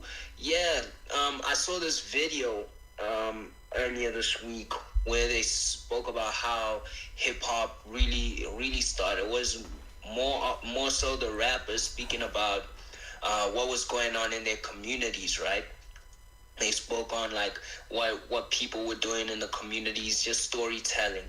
And then it got to a point where now the drug dealers started rapping, and now they were speaking about the stories, and that now changed the whole trajectory of things. Like now people wanted to hear more about that kind of stuff, like the lifestyle of drug dealers. Then now it's come to a point of now the drug users are are speaking about it in the music, and that now brings that whole depression music and that depressed kind of music, making the whole audience more depressed. And with the drug dealers speaking and rapping in hip hop, it now brought the audience to now start taking drugs, and start wanting to be into that kind of thing. And now the drug users who are rapping now spoke about like being depressed, and now the audience is now depressed, and now we're seeing all the sad boy movement, in the music. So I feel like it's more so allowing the wrong people to be in the forefront in the music, and that's what the labels have been pushing. So you guys speaking on that, especially Rootsy, speaking on how that could have been the downfall is 100%. So now that we have this whole Afrobeats, more of the high vibrational music where the beats do really take the forefront too in hip hop. Like Rusi said, like it's more of the beats now. Like people are focused on the beats and the 808s especially. And that's one thing that we've been speaking about. Me and Lemmy, we've been speaking about like how the 808s just are attacking the lower chakras, the root chakra, and it makes you feel more sexual and get into your low vibrational bag than anything. So that in itself, now bringing Afrobeats into it changes the whole dynamic, because now you're getting into the groove. You wanna just get into a high vibrational state with this kind of stuff, and like just how reggae and dancehall, those kind of vibes make you want to dance and get into it. But now, like Lemmy was saying, dancehall is now becoming more sexualized, and I don't think you spoke more about that. Like most of the music, they trying to bring these low vibrational things into it. They trying to bring more sex into this kind of stuff instead of just speaking on fun things, and real things. So everything is all about being sexual now. Like that's one thing that kind of brought hip hop down too, because now the music videos were more about girls shaking their ass too. Like that's what we see all the time: naked chicks, girls being sexy, and we watch that and we're like, damn, this is dope. This is a dope music video, but it doesn't have any substance. It doesn't go with the song really. We just see sexy girls and we think, oh, this is a hard music video now. So that's probably where I think it started falling off. Like that's where rap kind of started falling off, where we started seeing more girls shaking their asses and stuff, instead of seeing like a beautiful story and a music video that goes along the lines of the song, So yeah, that's my take, and that's where I see things, and where it kind of went downhill. Although it was kind of like the mumble rap. I don't really know. I don't like calling it mumble rap, but that's what they call it. So that's what I feel kind of, brought things downhill, Okay, cool. Yeah, like, so I wanted to respond to what you were saying about dancehall. And yes, what you saying with the, with the hypersexualization, the over violence, like the Pablo Escobar, John Gotti, everybody in the mob type situation and shit like that. Like in a way, it's like control opposition. Yeah, the shit just started to look like, when folks say this shit starting to become WWF and WWE. Yeah, that's when we headed to the, and we feeding into it. That's when we're doomed. But with the dance hall wave, what I want to clarify about dancehall started in the club. You listen to the words dance hall. It was always made to make the people dance and do their thing, but it was fun. The grotesque lyrics, the in-depth lyrics about, if you got kids around you, pussy, the those words, those key words and phrases, and going into detail about what you're gonna do with a woman wasn't always the focal point. It was more sophisticated ways of getting your rhymes out. And then you had guys like Bounty Killer who would talk about the struggle in Jamaica, and certain artists who would talk about the struggle in Jamaica, and people would still be able to dance or, you know what I'm saying, get hype over it and relate, and it would be a high frequency amongst the people. But now it's just like it's like they're taking on what the hip hop culture is doing in Jamaica with the dance hall. They're taking on what the hip hop culture is doing with the videos, the visuals, the wordplay, the lyrics, and they're bound for destruction. Like, and then the violence. Jamaica's one of the most violent places in the country, and it's such a small country. It's one of the most violent countries in the world, and it's such a small island. So it's like, you know, like, what is this? Is this an agenda? Like, are they just dangling money over these poor people?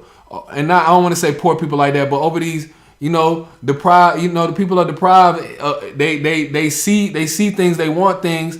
They dangling money over everybody's head like a piñata. Oh, if you do this, if you portray this, then we'll give you this. You know what I'm saying? And they do it because they don't care. That's what they was living amongst anyway. So it's like, it begs you to think: is it an agenda? Is this a sophisticated level of war that our people are subject to now? You know, selling out for money at the cost of their own people, and, you know, women's sexuality and shit like that. So yeah, that's what I see heavy in it. Reggae is just like obsolete. Reggae was such a powerful genre. You know, I always say that reggae was the closest to having black people overthrow some opposition because of what they talking about in that music. It's so powerful like that. You know what I'm saying? And it still rings bells to this day, like Bob Marley's music, Dennis Brown, you know, Peter Tosh, those guys, even the recent reggae music we have now, but it's not being pushed, you know what I'm saying? So, yeah.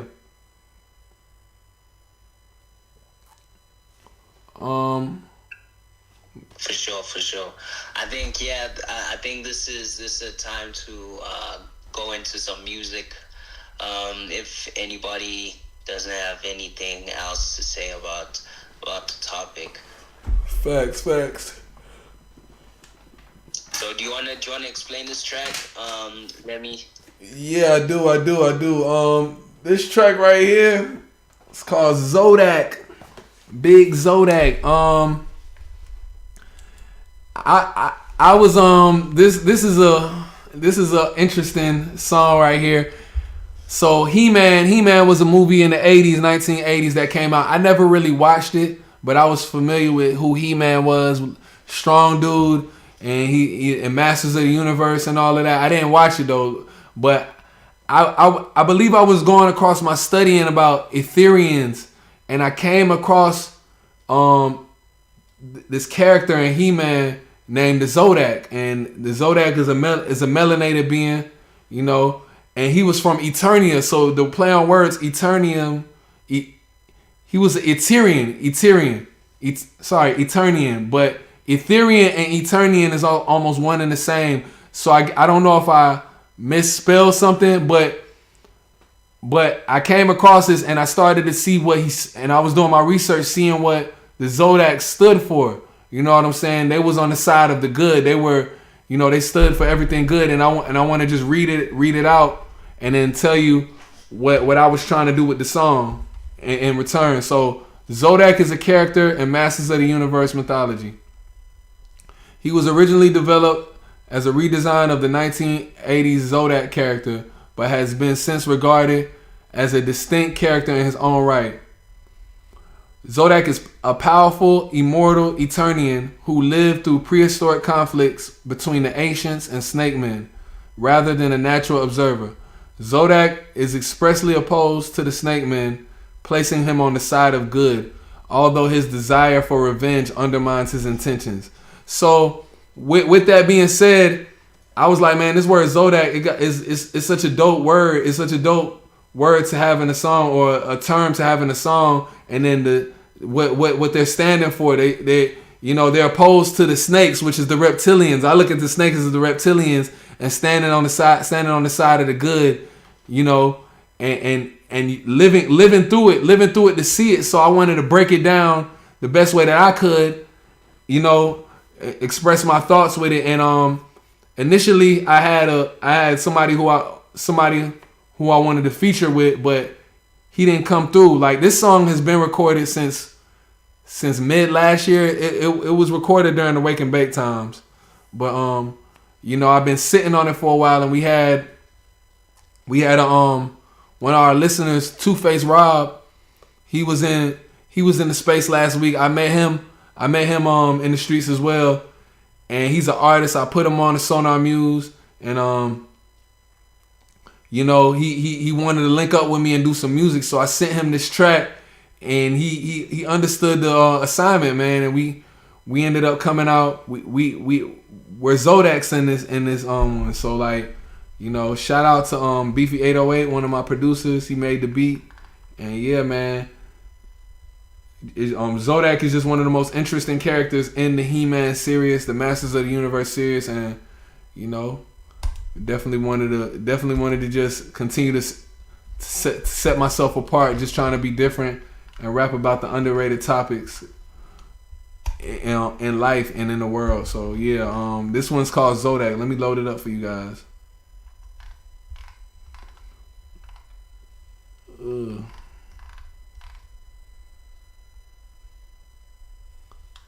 It's loading up. 1 second.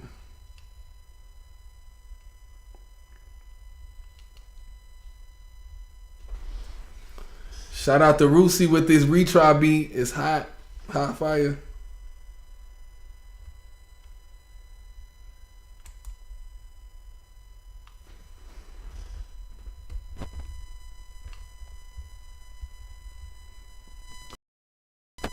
All right, here it is. Zodak, Lemmy, Two-Face Rob. Y'all enjoy.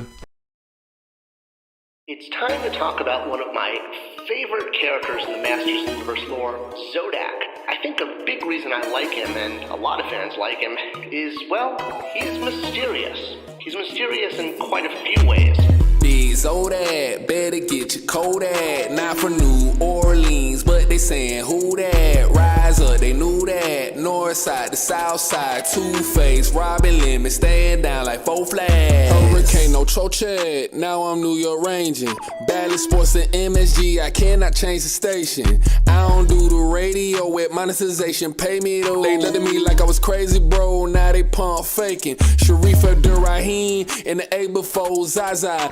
MTV director Fett been smoking on that la. Delete 3, no Lil Wayne, Room 112, no Lil Zane. Rick Ross and Future, with these folks I cannot play no games. It's a low down dirty shame, bro, I'm not keen in Ivory Wayne. Bring my brother and my cousin, they gon' bring that major pain. No, in the air more than the Air Force. My second home's the airport. Got stamps all in my passport. My only badge a JanSport. Made off in Peru on XRP, look how we grew. I don't need to sign in any of y'all labels, cause I rock with Sonar Mule. Puma browser Web 3, watching all my funds accrue. I ain't finna say that shit no more. If you snoozing, then you lose. He was shown in the Filmation series as a neutral character. Not evil, not good, but a character who would show up to ensure the balance of power or balance of the universe was always respected. Big Zodak, better get your Kodak. Not from New Orleans, but they saying who that? Rise up, they knew that. North side to south side, Two-Face, Robin Lemon, staying down like 4 flags. Taking a pill like Kodak, wait.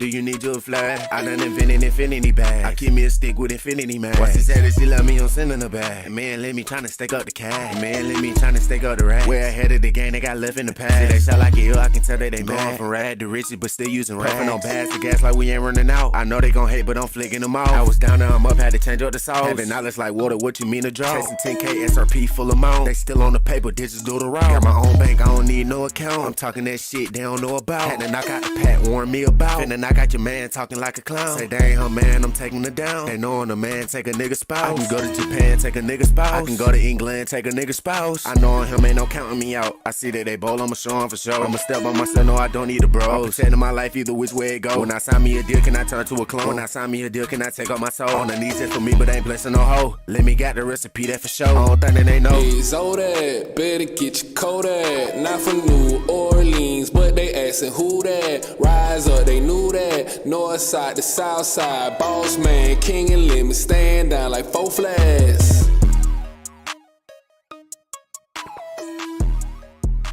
Triangular trap tsunami.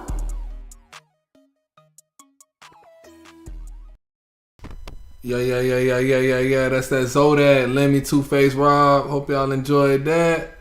Whoa. Shout out to Two-Face Rob, man. I guess he couldn't make it today, but we locked in. Shout out to him. He doing this thing. He on his grind. Hey man, that was dope. Hey man, I like his flow. It's like that. It's that flow where you have to like do your verse like overlapping over your previous lines. Yeah, that shit is crazy, man. Like I always like. it's that the baby flow. It's the baby flow. Is it really the baby? Cause like I think it's man, who are these guys? Where are they from? It's like these Baltimore rappers, bro. I think, yeah, those dudes kind of rap like that. Like the baby be rapping like that. You don't be hearing the baby. The baby like he'll go ahead. No, go. Do your thing. Oh my bad. It's like it's kind of like what I do, but sometimes I don't be doing it as fast. It's like they rap, they'll say 2 or 3 lines and then come back and then say it. That's why it sounds so fast. But the baby be doing that shit a lot to me. I thought he'd be doing it. Oh yeah, damn, bro. Like yeah, I would say like that would be one of my overrated questions actually. Like this kind of flow, like I feel like this is like an underrated kind of flow, cause like it's hard. Like if you kind of do that kind of thing, like it's hard, bro. Like it's crazy that like you just going on top of your verse. It's like you like speaking over yourself in a way. So like yeah, that's fire. It's fire. Shout out to the boy Two-Face Rob. He's on. Facts. Yeah, it's hard. I just would wonder how would it sound live if you cutting yourself off in a verse? Would you be? Because I do it sometimes, and I be trying to rap my thing out loud, and I'm like, damn, I can't fully say a word. I can't fully say this word because I cut myself off. Yeah, exactly. So like you probably have to just say half the word and then go to your next line, kind of thing. Yeah. Yeah, it would be kind of a challenge if you doing it live for sure. Yeah, I do the same thing because it's like it's tough. Like when you live, you exactly, you just got to do that shit halfway through. But yeah, his verse is crazy, man. I fuck with it. The song is crazy. I love it. Yeah, it fits really well with the track. He actually does his thing on there. Mm-hmm. So shout out to him, man. Do you wanna go into the overrated, underrated? Yeah. Let's get it. Gorilla Jace, what it do? Hey, shout out to the substitute teacher, man. Shout out to Gorilla Jakes. Welcome. Yeah. So should I go first? Yeah, go ahead. You good? Okay, so do you think taking psychedelics to get inspired or to listen to music is overrated or underrated? Could you name the psychedelics? Because I don't know if I took a psychedelic yet. Okay, or even like okay, I would say weed. No, weed is not really a psychedelic, but I'll just put it in that category for now. Like shrooms, acid. What else? I don't know if people take ayahuasca or DMT. Yeah, DMT. Those kind of things. DMT, LSD, ayahuasca. I guess you can put shrooms in there with psychedelics. You know? Yeah, so would you think that's overrated or underrated? If you're in the audience, just put a thumbs up for overrated and a thumbs down for underrated. Alright, so it's underrated or overrated for Rootsy, overrated for Lemmy. Okay, for me, I think like to some extent it depends on what kind of person you are. So if you really want to feel the music, like if you really want to feel it, maybe you want to get in tune and understand maybe like the artist or feel some type of way, then yeah, maybe you take psychedelics to just get into that vibe or the mood. But sometimes I think it's overrated if you overdoing it. If you're overdoing it, then yeah, it's overrated. But yeah, sometimes it does help an artist or a listener. It helps a listener like feel the music a bit more than just, you know, being sober, I guess. Go ahead, Jay.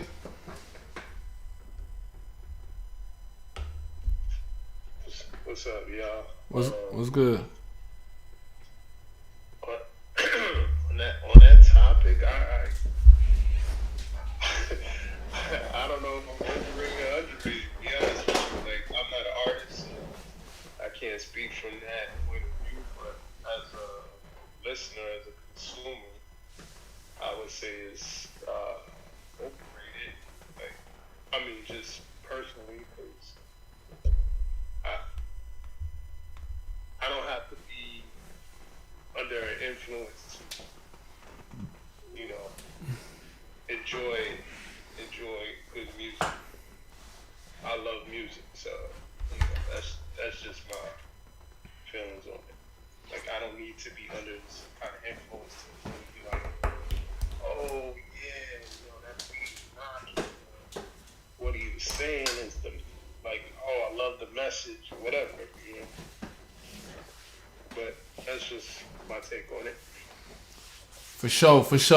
I'm gonna say overrated and underrated if you speaking on weed, cause me personally, I never taken any psychedelics. Like, but you know, when you in the club, like when you in the club and you all that drink and you got the weed in you, it's a you know, you just celebrating like and you vibing like it's a vibe, bro. Like it's and you with your people and you hollering at girls and you got situational shit going on. It kind of enhances the whole flavor of the situation. So that's the underrated aspect for me.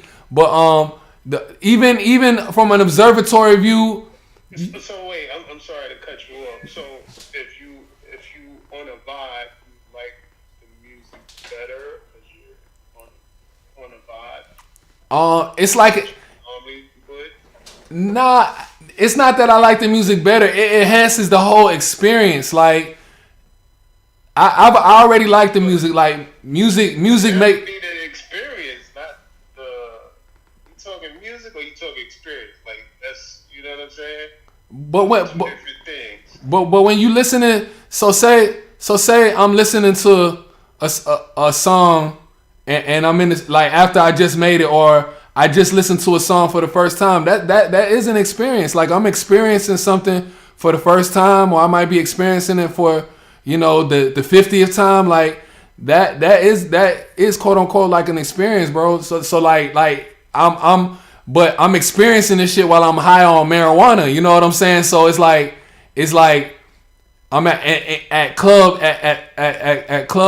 whatever. You know what I'm saying? Like that was an experience for me, and I met this chick, and then I smashed. So like, you know, I did. It was all like a movie. It was like it was a scene in my life. So that's how, you know, I'm seeing it. But when I'm sober, you know, I'm high off music too. But you know, the liquor and the weed may just enhance certain things because of what it does. You know, it's a chemical balance.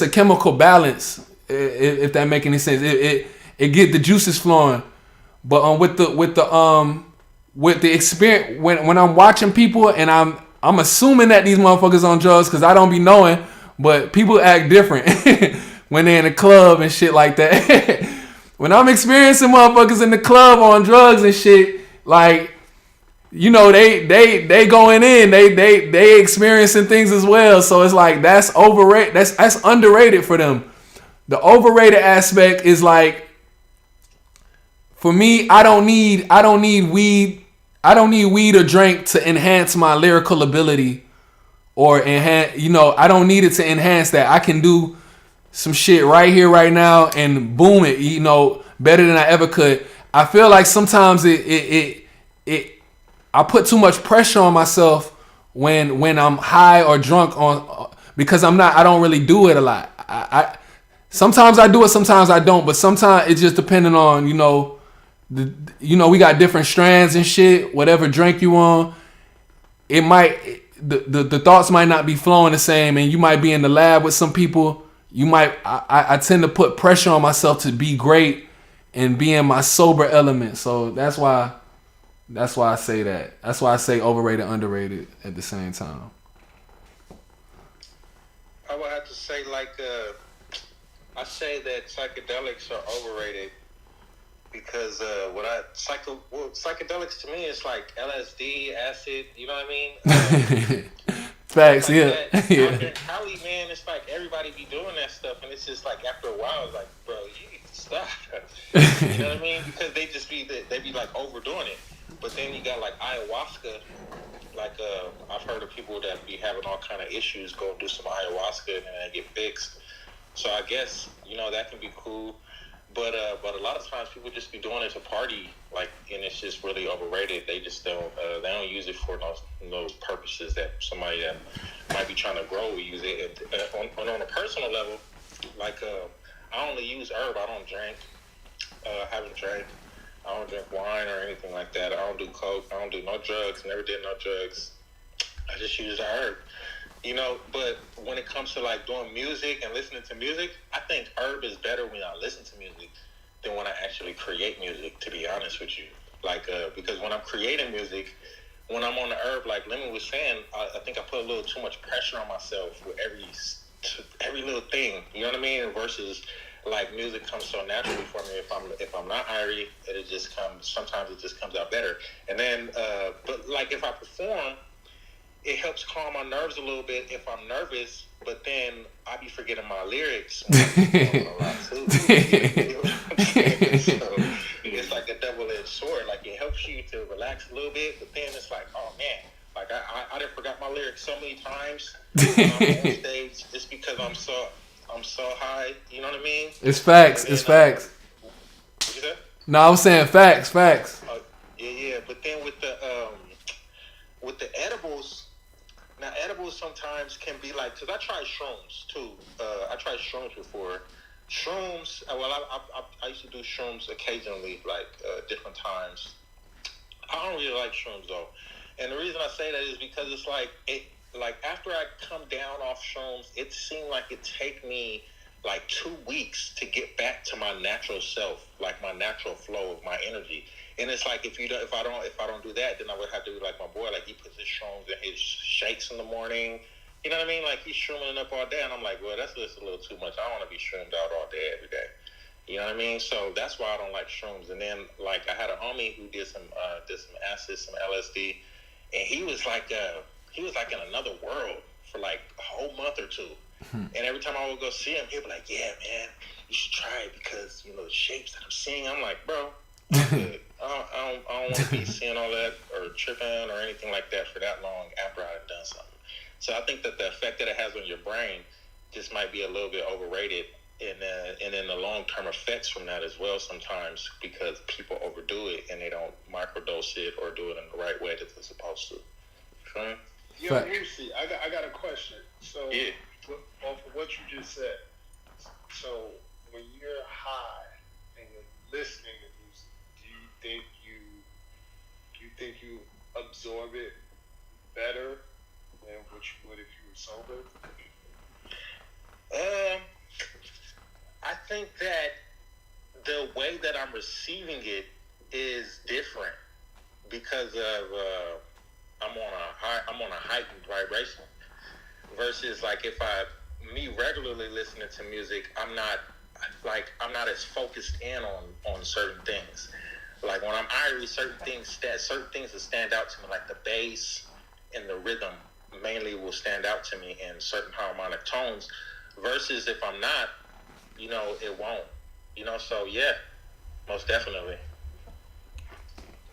Facts. I feel you, and yeah. I can agree with and relate to both of you guys when you say it kind of does put pressure on you when you rap or try to make music high, because I also do put pressure on myself. I overthink things. I'm like, nah, or I just mumble my words sometimes, and even performing sometimes, like Rootsy says, like you kind of forget your words and like you stumble on yourself, and it's not a good look. But yeah, listening to music, I agree. Like it's way better when you're high, cause like now you probably even hear instruments or sounds that you didn't even hear in the song before. You hear these subtle things in the song. It's like, wow, I did not even know that there was a little bell in the song that's hitting like this. And then when you listen to it sober now you're hearing all these things now, and you like, okay, cool. Me being high kind of helped me now, like hear these things, and now I'm paying attention more to the music. So it's not about like really it being better overall and only getting high to listen to music, but it does make you pay more attention to the music a bit more. Even you might even hear a line that you may have jumped over, and like now you hear it a different way, and you're like, oh damn, okay, now I'm feeling this line a bit more, and yeah, this song is now way better than I thought it was before. So yeah, sometimes it gives you a different perspective, for sure. So yeah, it's somewhat overrated. Where like Ruchi said, like taking all these psychedelics is overrated because people overdo it. I take shrooms like just like once a year or biannually sometimes, just to reflect and see where I am and what I've done, rather than just doing it for highly recreational things all the time. It's just more of like a thing to kind of reflect on life, and see like where I'm going or what I've done and where I want to be. So that's why I take it. But like overall, like I'm not into all the other stuff. Like nah, I've never taken any of the hard drugs or anything like that. It's just weed and shrooms that I only started like, yeah, I was introduced to shrooms recently, so it's like, yeah, so it's interesting, but like I wouldn't take it like all the time. Microdosing seems cool, but like, yeah, that's like overdoing it. If you're taking it every day, that's like, that does change your perspective of life, and yeah, you probably might lose yourself a bit. Mm-hmm. Yo, my fault, man. Y'all, I'm listening to y'all, and y'all like taking me all over the place. Nah, because it's like everybody. I'm not a weed smoker, so. But listening to all of your responses, it's kind of like, you. If I was, I don't want to say weak-minded, but easily influenced, it would be like, you could enjoy this music a lot better if you were under the influence. Is there a reason? Is there a reason? You have a reason why you don't smoke weed, or you just don't want to? Like I tried it, but like it didn't. I didn't get high. Or at least I didn't think I was high. So it's just like, man, like I'm not following the trend. You know what I mean? Like it was just like everybody's doing it, like just to be doing it. It's just like super recreational. Mm-hmm. And it's costly. For sure. Nah, that's what's up. Like weed has become trendy, and you don't want to get caught up in the trend because you can smoke some shit that ain't that's some like that's some pharmaceutical shit and not grown. So just do your if you ever feel like you want to get into it, my advice to you would just be do your research, make sure it's homegrown. Yeah, I'm cool, bro. Nah, you just never know. You just. I respect Jakes. He's cool. He's cool the way he is. The easily influenced. Like, here, try it, man. Like, nah. Nah, I respect it too. I'm just saying. I was just putting it out there. You basically try to influence him in a way. I respect that. I respect that in a huge way. Because before I started smoking herb, like up until the point, because everybody I knew been smoking since we was like 9 or 10, right? 8, 9, 10. I think that's when everybody started smoking. I didn't start smoking herb until I was like 20. You know what I mean? In my whole life, I didn't use the herb, and I was like, nah. I was like, I ain't gonna use herb. You know what I mean? Like, I would drink every now and then. But I was like, I ain't using herb. I ain't smoking weed. I don't want to do that. Everybody's doing that. And then one time I had a homegirl. She was like, you need to try herb as a musician. You know what I mean? Just because you're a musician, I still did it. And one time I met up with this female, and she was like, I want to have sex and smoke weed. I was like, oh, it's not a pussy. Man, she got me. She got me. And I was like, wow. I was like, so it wasn't just the music that got me. It was the weed and the sex that got me. I was like, man's number one weakness, man. So after that, then the music came later. But this was like back in the days when Reggie was still around. You know what I mean? Nobody had like what they call chronic or seedless. Nobody had hydroponic herbs. It was all grown from Mexico, and you would get a big old fat bag, like a whole ounce for $20. You know what I mean? And that's what we used smoking. So it was like it was a lot different. And then, like I've been telling y'all, my older brother had like a little hydroponic grow shop. We had dispensaries and stuff. But I grow my own herb because what Lemmy was saying is very true. A lot of these people that be growing, a lot of times the herb that people be smoking is bad for them in a major way. Yeah, I saw the old Rasta in the interview. He was like, the weed them smoking is rolled up. It's bad, man. I grow my own because I got to make sure that mine is organic, and I got to make sure that what I'm using is actually what it's supposed to be, because I know how they do stuff. I'm from that. So I know, like, when they bring the herbs into them DPs and when they give it to people, they don't care where it comes from. They don't care if it's been packed up on the same scale as something else. They don't care. They just give it a name and say, it's this, smell it, and start giving it out.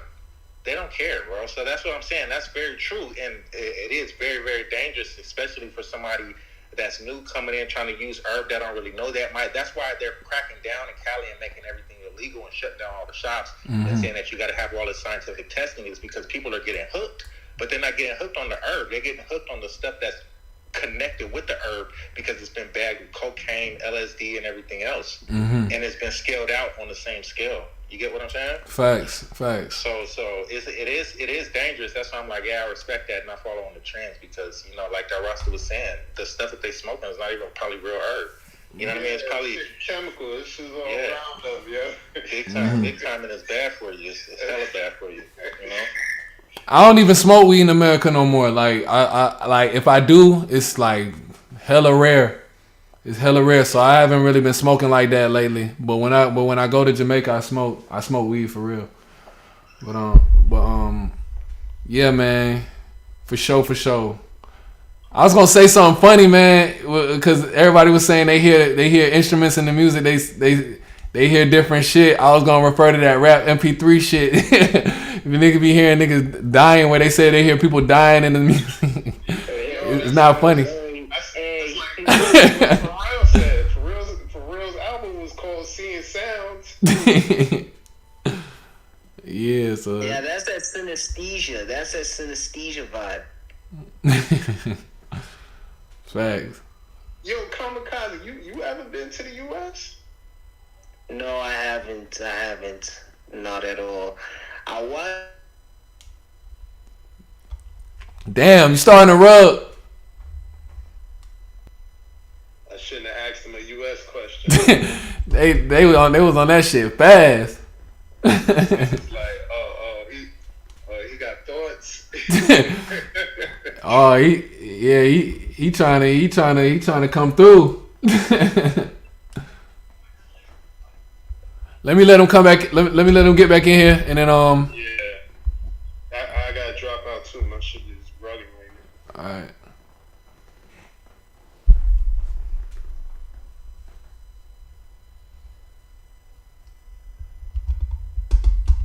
Yeah, they kicked me out, bruh. They kicked me out. They deported you. They deported you already. Exactly. They deported you, bro.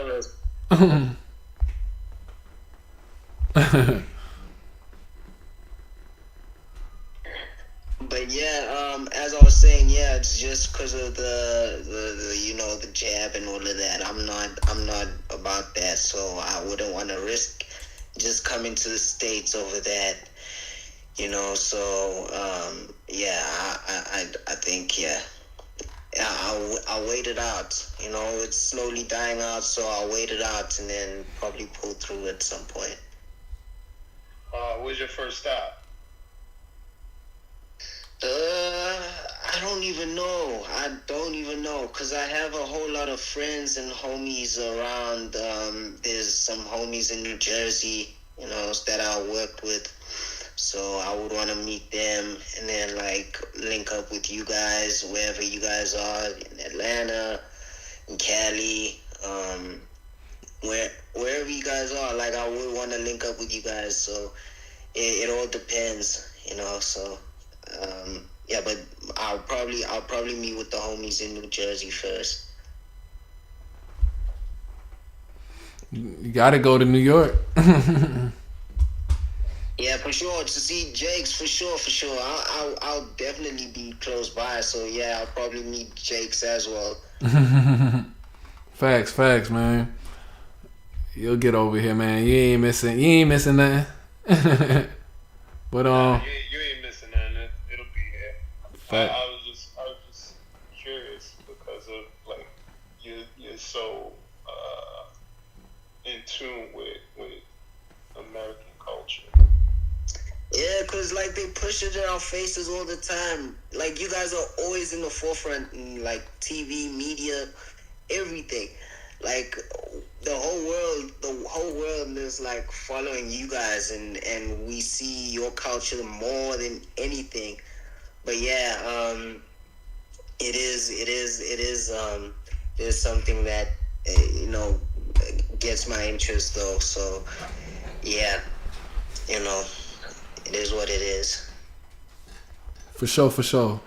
My overrated, underrated. My first one.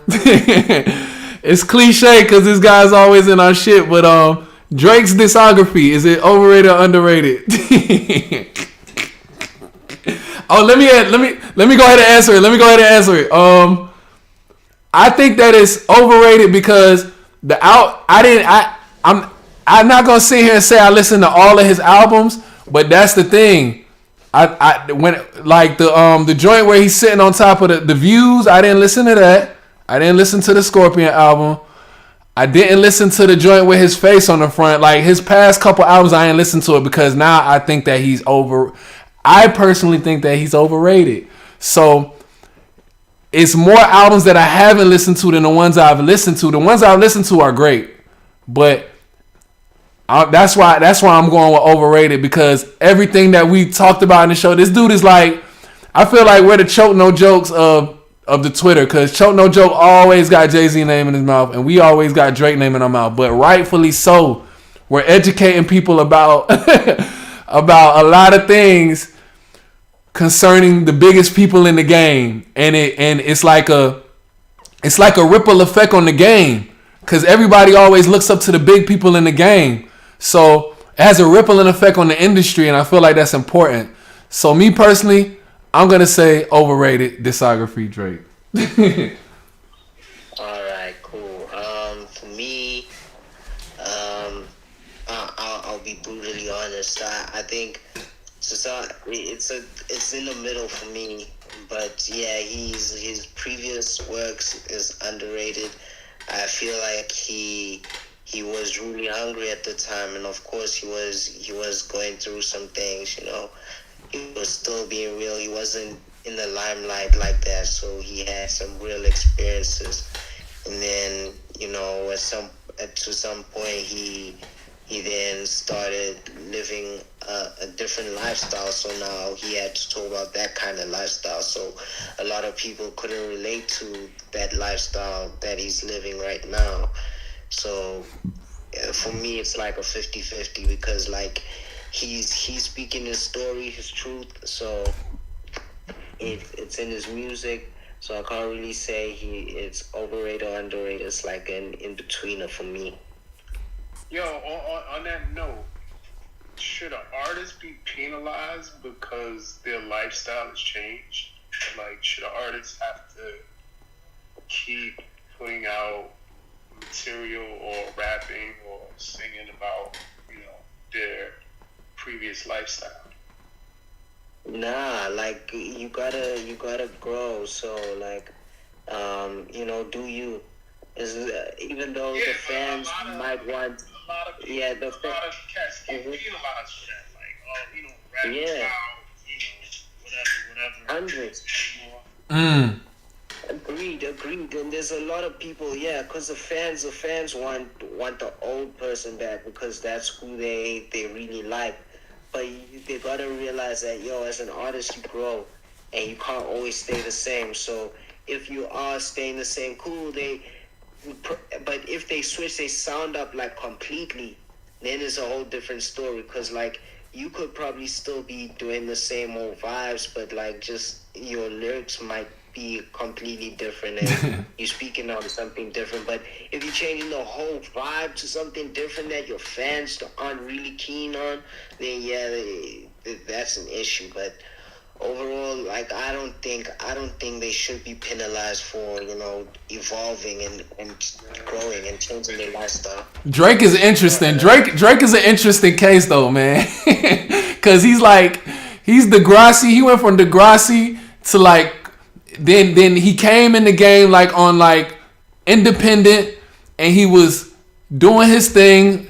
Everybody gravitated to him, got to know him. Then he just kind of turned hard. And then, he turned into a shooter, like he got gang type shit. And then he mixed it up well. So he was throwing people.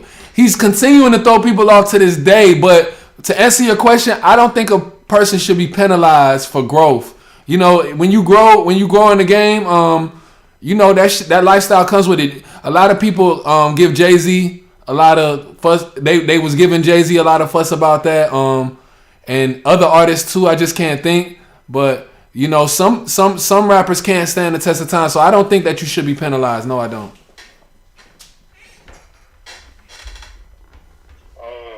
With that said, back to the original topic. Sorry to sidebar once again. But I think Drake's joint is underrated. Like I like Drake, so. I mean, if you can keep putting out joints, like more power to you, man. For sure. He's like you can't hate on that, man. Like you keep putting out work. Before Rootsy goes, we have been talking about Afrobeat. Drake got one of my favorite Afrobeat tracks with Wizkid. It's called "Come Closer." So I ain't hating on that nigga. I ain't hating on him, but I just my growth with Drake. I went left. Folks continue to go right, but "Come Closer" with on Wizkid is fire. I love that song. That's one of my favorite Afrobeat tracks. I know Drake. You know that one? That shit fire. Me myself, when it comes to Drake, I ain't gonna lie, man. Like, I used to hate Drake. I just used to hate Drake so much because, like, back in the days when I used to rap and stuff before that sing rap style that he first came out with, and I was like, ooh, this is gonna go, right? And here comes Drake. Hey, he probably was watching you. Bro. So over the years, my thing has been like, Drake has to have a way to know. Like he's never come out with anything original in his life. You know what I'm saying? So to me, it's like his music. Like I listen to his music, and I be like, dang, this is dope. And then I get pissed off because I'm like, man, this ain't nah. Like I can't be listening to Drake because Drake be jacking people's style. I think. But his music, it do be dope though, man. Like he be making some stuff and he be saying some stuff that you gotta give him props. Like, dang, this dude is dope. You know what I mean? Like his styles are dope. The innovation is dope. But I definitely don't think that he's overrated. I think or underrated. I think that he's a little bit overrated. Like I forget what song that was. He came out with one song, and just on YouTube alone, he got like 31 million plays in less than 24 hours. I was like, how the hell did he do that? God's plan. You know what I mean? Like, how did he do that? Like, so I don't think, like, Drake is one of the biggest artists in the world. I don't think that Drake is underrated or overrated in any way. I think that he should, I think maybe he should give back a little bit more. You know, as far as like music is concerned, like I know in Jamaica, wasn't they kind of hot at him because you know he didn't really give credits and stuff like that with the album that he had put out. You know what I mean? And I don't know. Drake to me, he's just he don't really. I think he's overrated because you know he comes out with music that's not really. You know, I've never heard of Drake's style before. You know what I mean? Everything that Drake comes out with. It's like he's just riding off of somebody else's style and he knows how to market it a little better to me. You know what I mean? That's what it seems like to me. It doesn't seem like he's ever come out with something that was original, that was his. It just seems like, you know, he's good at getting things to pop off. Like that's a good hype man, you know what I mean? But I've never seen him come out with anything like original. You know? Okay. And yeah, he don't get me wrong, he's fire, man. He be making some hard shit, but I'm just like, it's just see, it goes to what we was talking about, Rootsy. Like I think it's more so of the type of artists that we like those artists who was speaking what they was talking about. I think that mentality has evolved into this era where we are now. Like what you doing behind the scenes in music, we're still holding these artists accountable.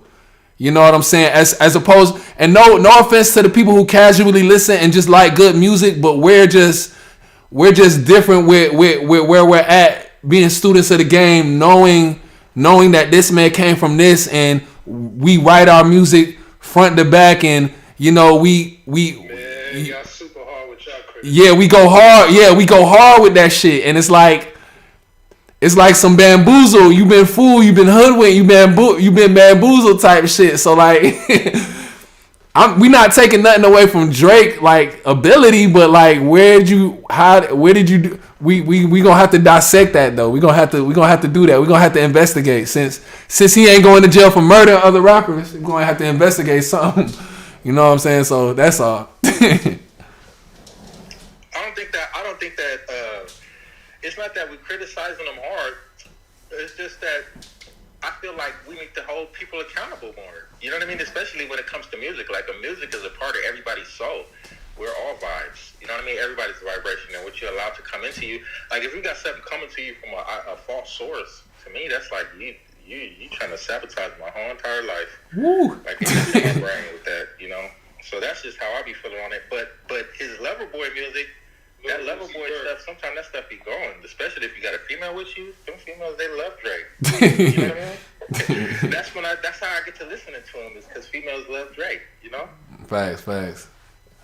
You said a mouthful, bro. It's like a parasite getting in you. That shit ain't even him. Yeah, for real. It's a mindset.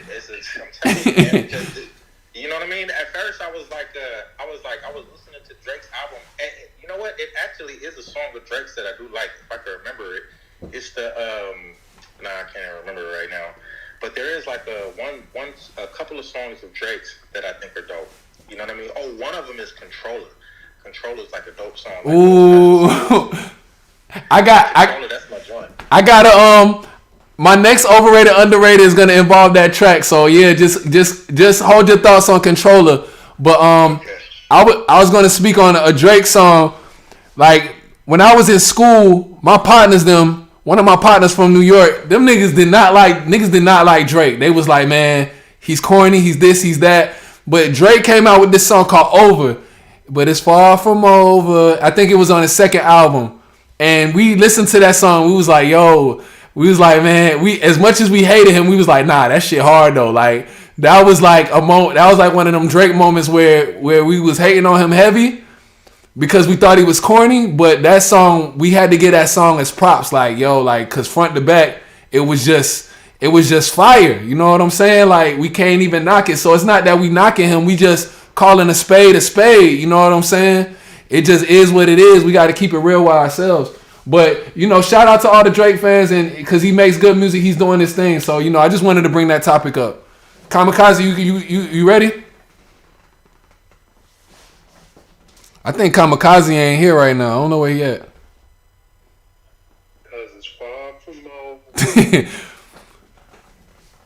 I can double back with my overrated, underrated.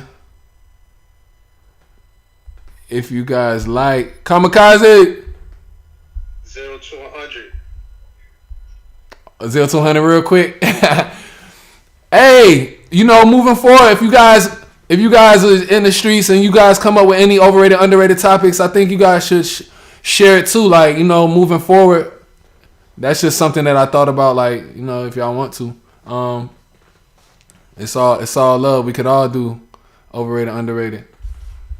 Kamikaze, check 1, 2, 3. Yo, Lil Uzi Vert, bro. the record is going places, bro. When did it come out? I don't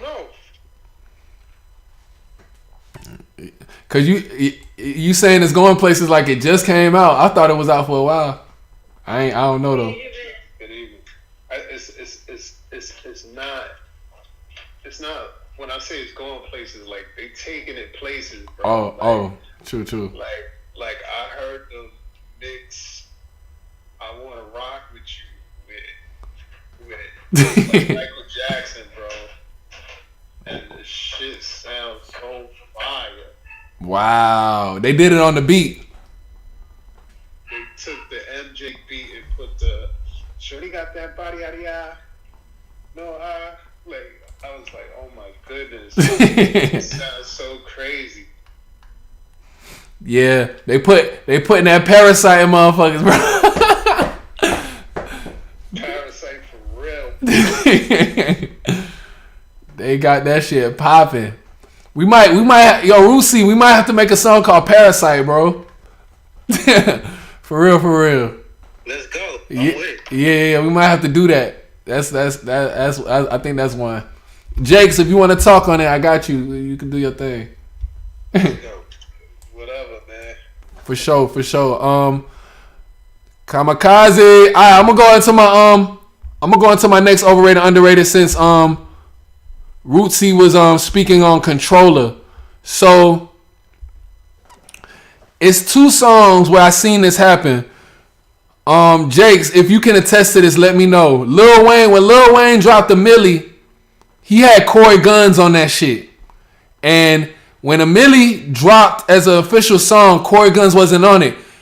When he did it as a leak version, yeah, bro, like, man, I'm gonna see if I can find that shit. Corey Guns. So there's a missing Wayne verse, or it was just the 2 verses? Nah, I think I haven't heard the version in a long time, but the Corey Guns verse is obviously missing. But everybody was expecting to hear Corey Guns on it, but when the track came out, it didn't have no Corey Guns. And then with Controller, Popcorn was originally on Controller. when the song officially came out, no Popcorn. Popcorn verse was hard too. So artists taking features off of big hits, or artists taking features that's better than them or worse than theirs off of what they intended to do. Is it overrated or underrated? Overrated. Because like as an artist, right? Like, you know how you go into your studio, your lab, or whatever, you get on the mic. The first time you get something recorded down, right? Like the first time you got it good and you release it, or you start sharing that with people. You know how sometimes you go back and you do retakes and you might take things out, but that first time that you got it solidified, there's no better time than that. You know what I mean? So then, like, if somebody's a part of the song, they're part of the energy, the room, everything that was put into that song. So then taking them off is like doing yourself a disservice, kind of, to me, you know? Facts. I think so too. Yeah. Corey Guns. I think they say Corey Guns was also on 6 foot, 7 foot too. He was on one of them because he was slick with Cash Money. That's 6 foot, 7 foot. That's what he was on. So, and you said he wasn't on. He was supposed to be on a milli. They have a version with him on a milli. But I think it was 6 foot, 7 foot, the one where he was really, yeah. So it might be both, but it's either or. But I'll tell you this much. I wish Drake was featured on both of those tracks. I ain't gonna hold you there. Like, that would be yeah, I think his lyrical ability would really get tested if he was up against that type of Lil Wayne. Honestly. Lil Wayne was sick. Yeah, it was sick. Well, remember, as y'all said, back then Drake had the ghostwriter, whoever the ghostwriter's name was. So he matched him. Oh yeah, Quentin Miller. Yeah, so he'd have been good. I would love to hear Drake on 6 foot 7 in a Millie. Fact. Millie was so crazy. Like, everybody jumped on a Millie, man. Facts. That song was hard, but you know, just my fault. I heard Neo rap on a Millie. Like Neo the singer? Yes. Yeah, it was. Everybody jumped on a Millie, kid. Jay-Z. I heard. It was the Locks. Like, everybody jumped on a Millie. It was one of them. It was one of them ones, man. To attest to what Rootsy was speaking on from an artist point of view, I agree. Like, if especially if I'm reaching out to an artist, it's because I want them. It's because I have a vision of them being on this certain type of track. I want them on it. So I'm not gonna say it don't even gotta be the best version. I just want a version of you on what I envision. And why take that? Why deprive somebody from that? In Lil Wayne and Drake's case, you know, they're both on the same level. It's mainstream. It can get political. So if another artist is outshining the main feature, then you got an issue. You know what I'm saying? And I don't know where the hell Kamikaze at, but one of these guys, he made a theory about Lil Baby having a better verse than Drake on one of these songs, and in return, Drake had stole his flow and made a crazier song. It was a theory that that can hold to be true. Like Jay-Z and Eminem, you know Nas' famous line, "Eminem murdered you on your own shit." You know what I'm saying? Like, and the whole Kendrick Lamar, Big Sean. At least shout out to those artists for allowing them to stay on there, speak their piece, and allowing those songs to go to test of time, because people could probably change their mind about Jay-Z getting killed by Eminem. They'd probably be like, man, Jay-Z went in deeper than M. Or I'm not saying that he did, but they probably might change their mind down the road, or people might even change their mind about the Big Sean, Kendrick Lamar, however they want to interpret it. So you got to get music needs time to evolve and, you know, dissipate and just resonate with the listener, you know. Yo, off of the I love the dope, Biggie and Jay. Like, we used to always like who had the hotter verse. Yeah. That niggas is still asking that question, bro. Niggas is still asking that question. Yeah, real talk, man. Yeah. They like I couldn't even answer that question because they was like going in. You know what I'm saying? Yeah, they was going in, and they say the same thing for the Welcome to New York City track with Cam and Jay. Like they'll be like, man, they went in there. It was like a boxing match, like blow for blow, because they wasn't liking each other at the time, but they went in and they killed that. They made such a good song. So it's like, yeah, you gotta allow the music to resonate over time, man. That's what you can. That's how you allow it to be a timeless track. So. Yo, but you know what's crazy that you mentioned Welcome to New York City, like that was a hot song and it never got the just due, the reverence that it should have. Like, cause they was beefing. I guess. Yeah, they really didn't like each other, bro. They was Cam and them. Was it Jim Jones and Jewels? They talked about how they recorded that song like when they was having differences or whatever, but you know, Jay still hopped on it, so that's why I'm thinking that's why they didn't push it, because that, like you said, that could have been a New York banger, like another New York anthem that went in. You know what I'm saying? Like, because it was hard. It was really hard. Yeah, that shit's crazy. Like, they never play that shit no more. Like, they'll play the fucking Jay-Z, Alicia Keys shit before they play that. Yeah. What Jay-Z say? Marcy, murder, Flushing and Paul. Niggas drive by you in the day, murder you in the dark. Some shit. Yeah. Cam was like, it's a war going on outside. No man is safe from. It don't matter if you 3 feet or 8'1". It's like, what? Like,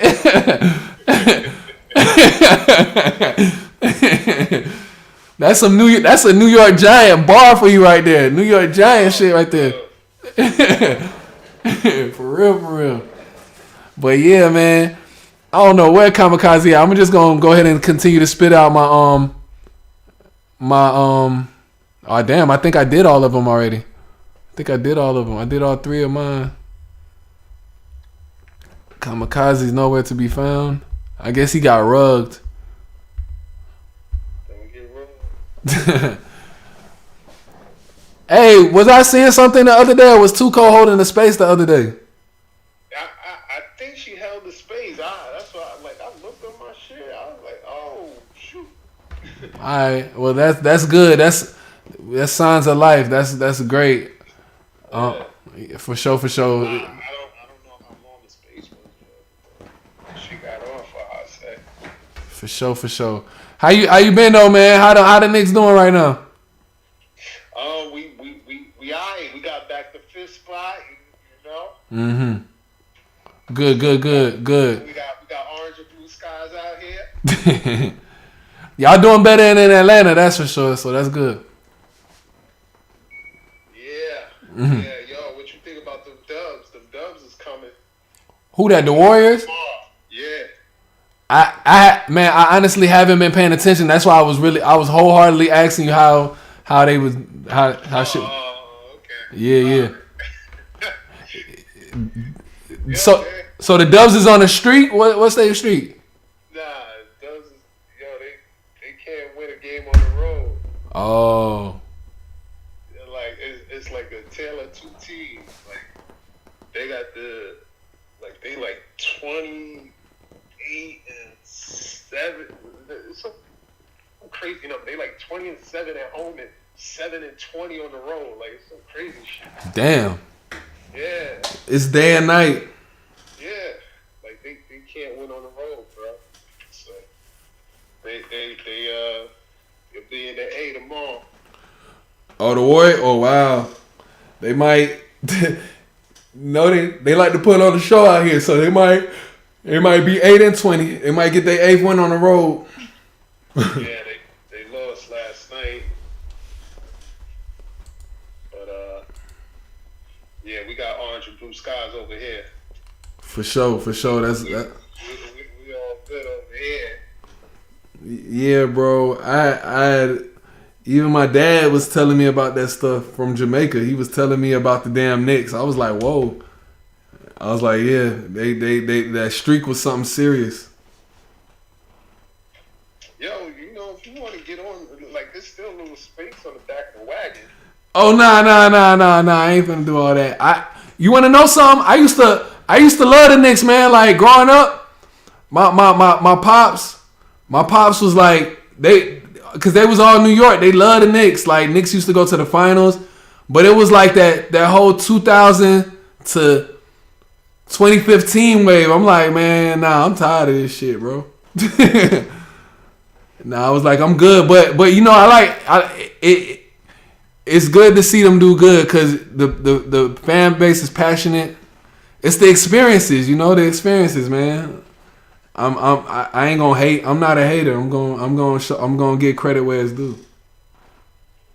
That's what's up. Mm-hmm. But you know, it goes it's open invitation, man. The wagon will make space for the back of the wagon. Facts. But it look like Kamikaze is out the game, man. We probably gonna shut this thing down, man. You had missed the discussion earlier. We was going in about you know, Afrobeats and its influence on the game right now, and you know, we was talking about other things historically. It made for a really good discussion, man. But it's all good. You know how we do, man. We gonna circle the block and talk about those things again in future times, man. So you know, shout out to everybody pulling through. You already know how it go, man. We played that song of the week, Zodak, featuring Two-Face Rob. It's a banger. Shout out to Rootsy releasing this instrumental. I'm gonna cop it as soon as possible. You might hear it soon on one of these albums that we drop. I'm gonna try to work on that Parasite behind the scenes. Yo, Rootsy, if you got any beats, with that beat, I might come up with something for Parasite with that beat. You gonna use that one for Parasite? I don't know yet. I gotta come up with a concept. I'm just thinking out loud. Okay. Yeah. Well, yeah. I'll work on some stuff. I'll send you some stuff over either today or tomorrow. I'm working on something right now, but I might have some time later to get on some music, so I'll probably send you something later then. No problem. And I'm gonna check out that track you sent us on Telegram too. I'm gonna give you my feedback soon, all right? Oh Yeah, for sure. My fault. Yo, you never gave me your feedback on that track I sent you. Oh, my bad, Jace. I really don't be on Twitter like that. Hold on, let me see what you sent me. No, I sent you. It might have been on Telegram. I sent you the. Oh, you sent me a crypto track, right? Yeah. Yeah, I did. I responded. I don't remember. You probably don't remember it. I was feeling it. You sent that shit a while ago. I remember that shit. Yeah. I responded. I'm gonna go see. I'm gonna try to see if I can find it. But you ever heard of this group called Coast Contra? Coast Contra? Yeah. Nah. I haven't. It's like 4 cats. Like, they lit. Hold up. The Kid Daytona. That one. That's the one you sent me. No. I'm lying. I ain't listened to this. I thought you sent me something else. I think I listened to it and responded, but just to be on the safe side, I'll listen to it again and give you another feedback, all right? No doubt. Yeah, for sure. And check out Coast Contra. I'll send you something. These cats, they got some serious bars, bro. All right, for sure. Like COAST, like Coast. Yeah. All right, bet. Yeah. Send it my way. Send it to me on Telegram. For sure. So yeah, man. Shout out to Too Cold as well, man. Blessings on blessings to her. We hope she gets back into space sooner than later. You know, get these streets back wavy. You know, bring that tsunami back to the XRPL, and you know, get everybody speaking their mind again. But you know, make sure you guys are just hodling. You know, buying the dips, selling and reinvesting on, you know, your profits and shit like that.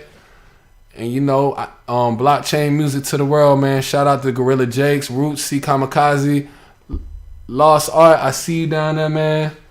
We just rocking, man. We keeping it flowing every Thursday. Next week is actually the listening party for the side B of the Ripple Effect album. We told y'all we're gonna try to get y'all an album each month this year, and we got our side B of the Ripple Effect listening party next week. So, you know, pull up on time so you can catch the whole thing, and you know what I'm saying. I guess I'm gonna close out. I'm gonna play the song of the week. I'm gonna just close out with the song of the week and then shut it down. But you guys have a blessed week, man. We appreciate y'all pulling up. It's love on love, blessings on blessings. Stay clean. Don't let them parasites get at you. This is Zodak. If you missed out on it earlier, I'm gonna run it back for you guys, man. Blessings on blessings.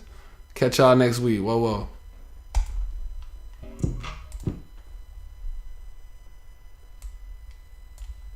It's time to talk about one of my favorite characters in the Masters of the Universe lore, Zodak.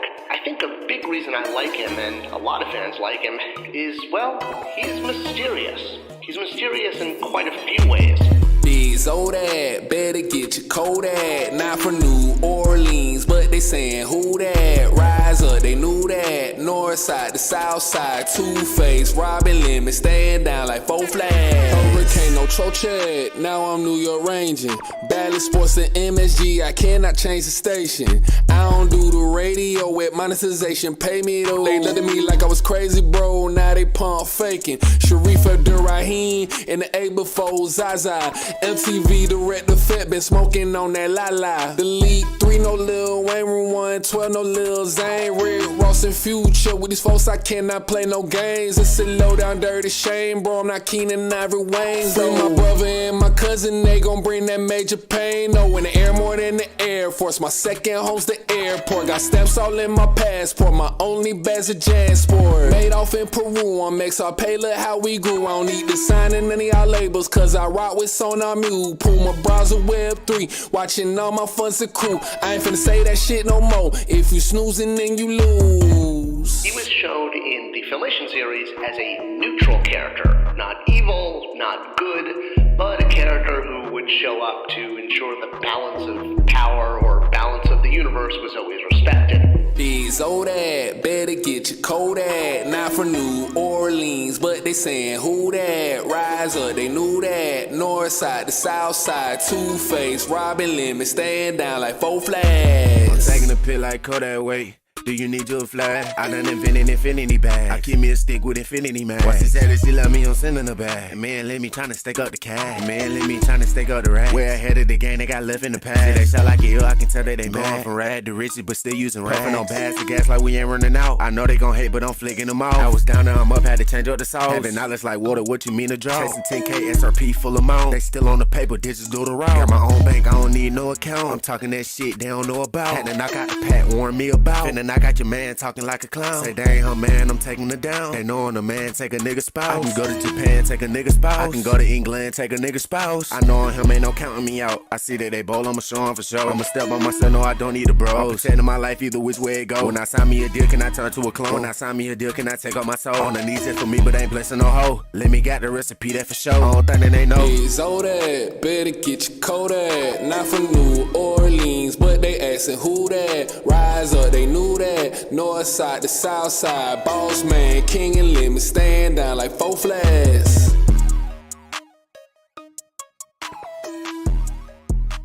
Triangular trap tsunami.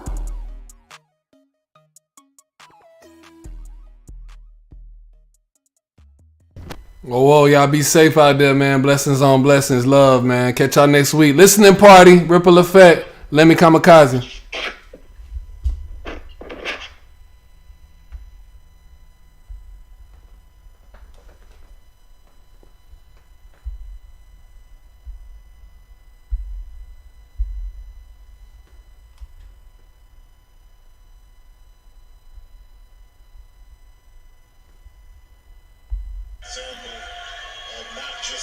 basketball aspect. Coach Blakeney is a prime example of not just the basketball aspect. Coach Blakeney is a prime example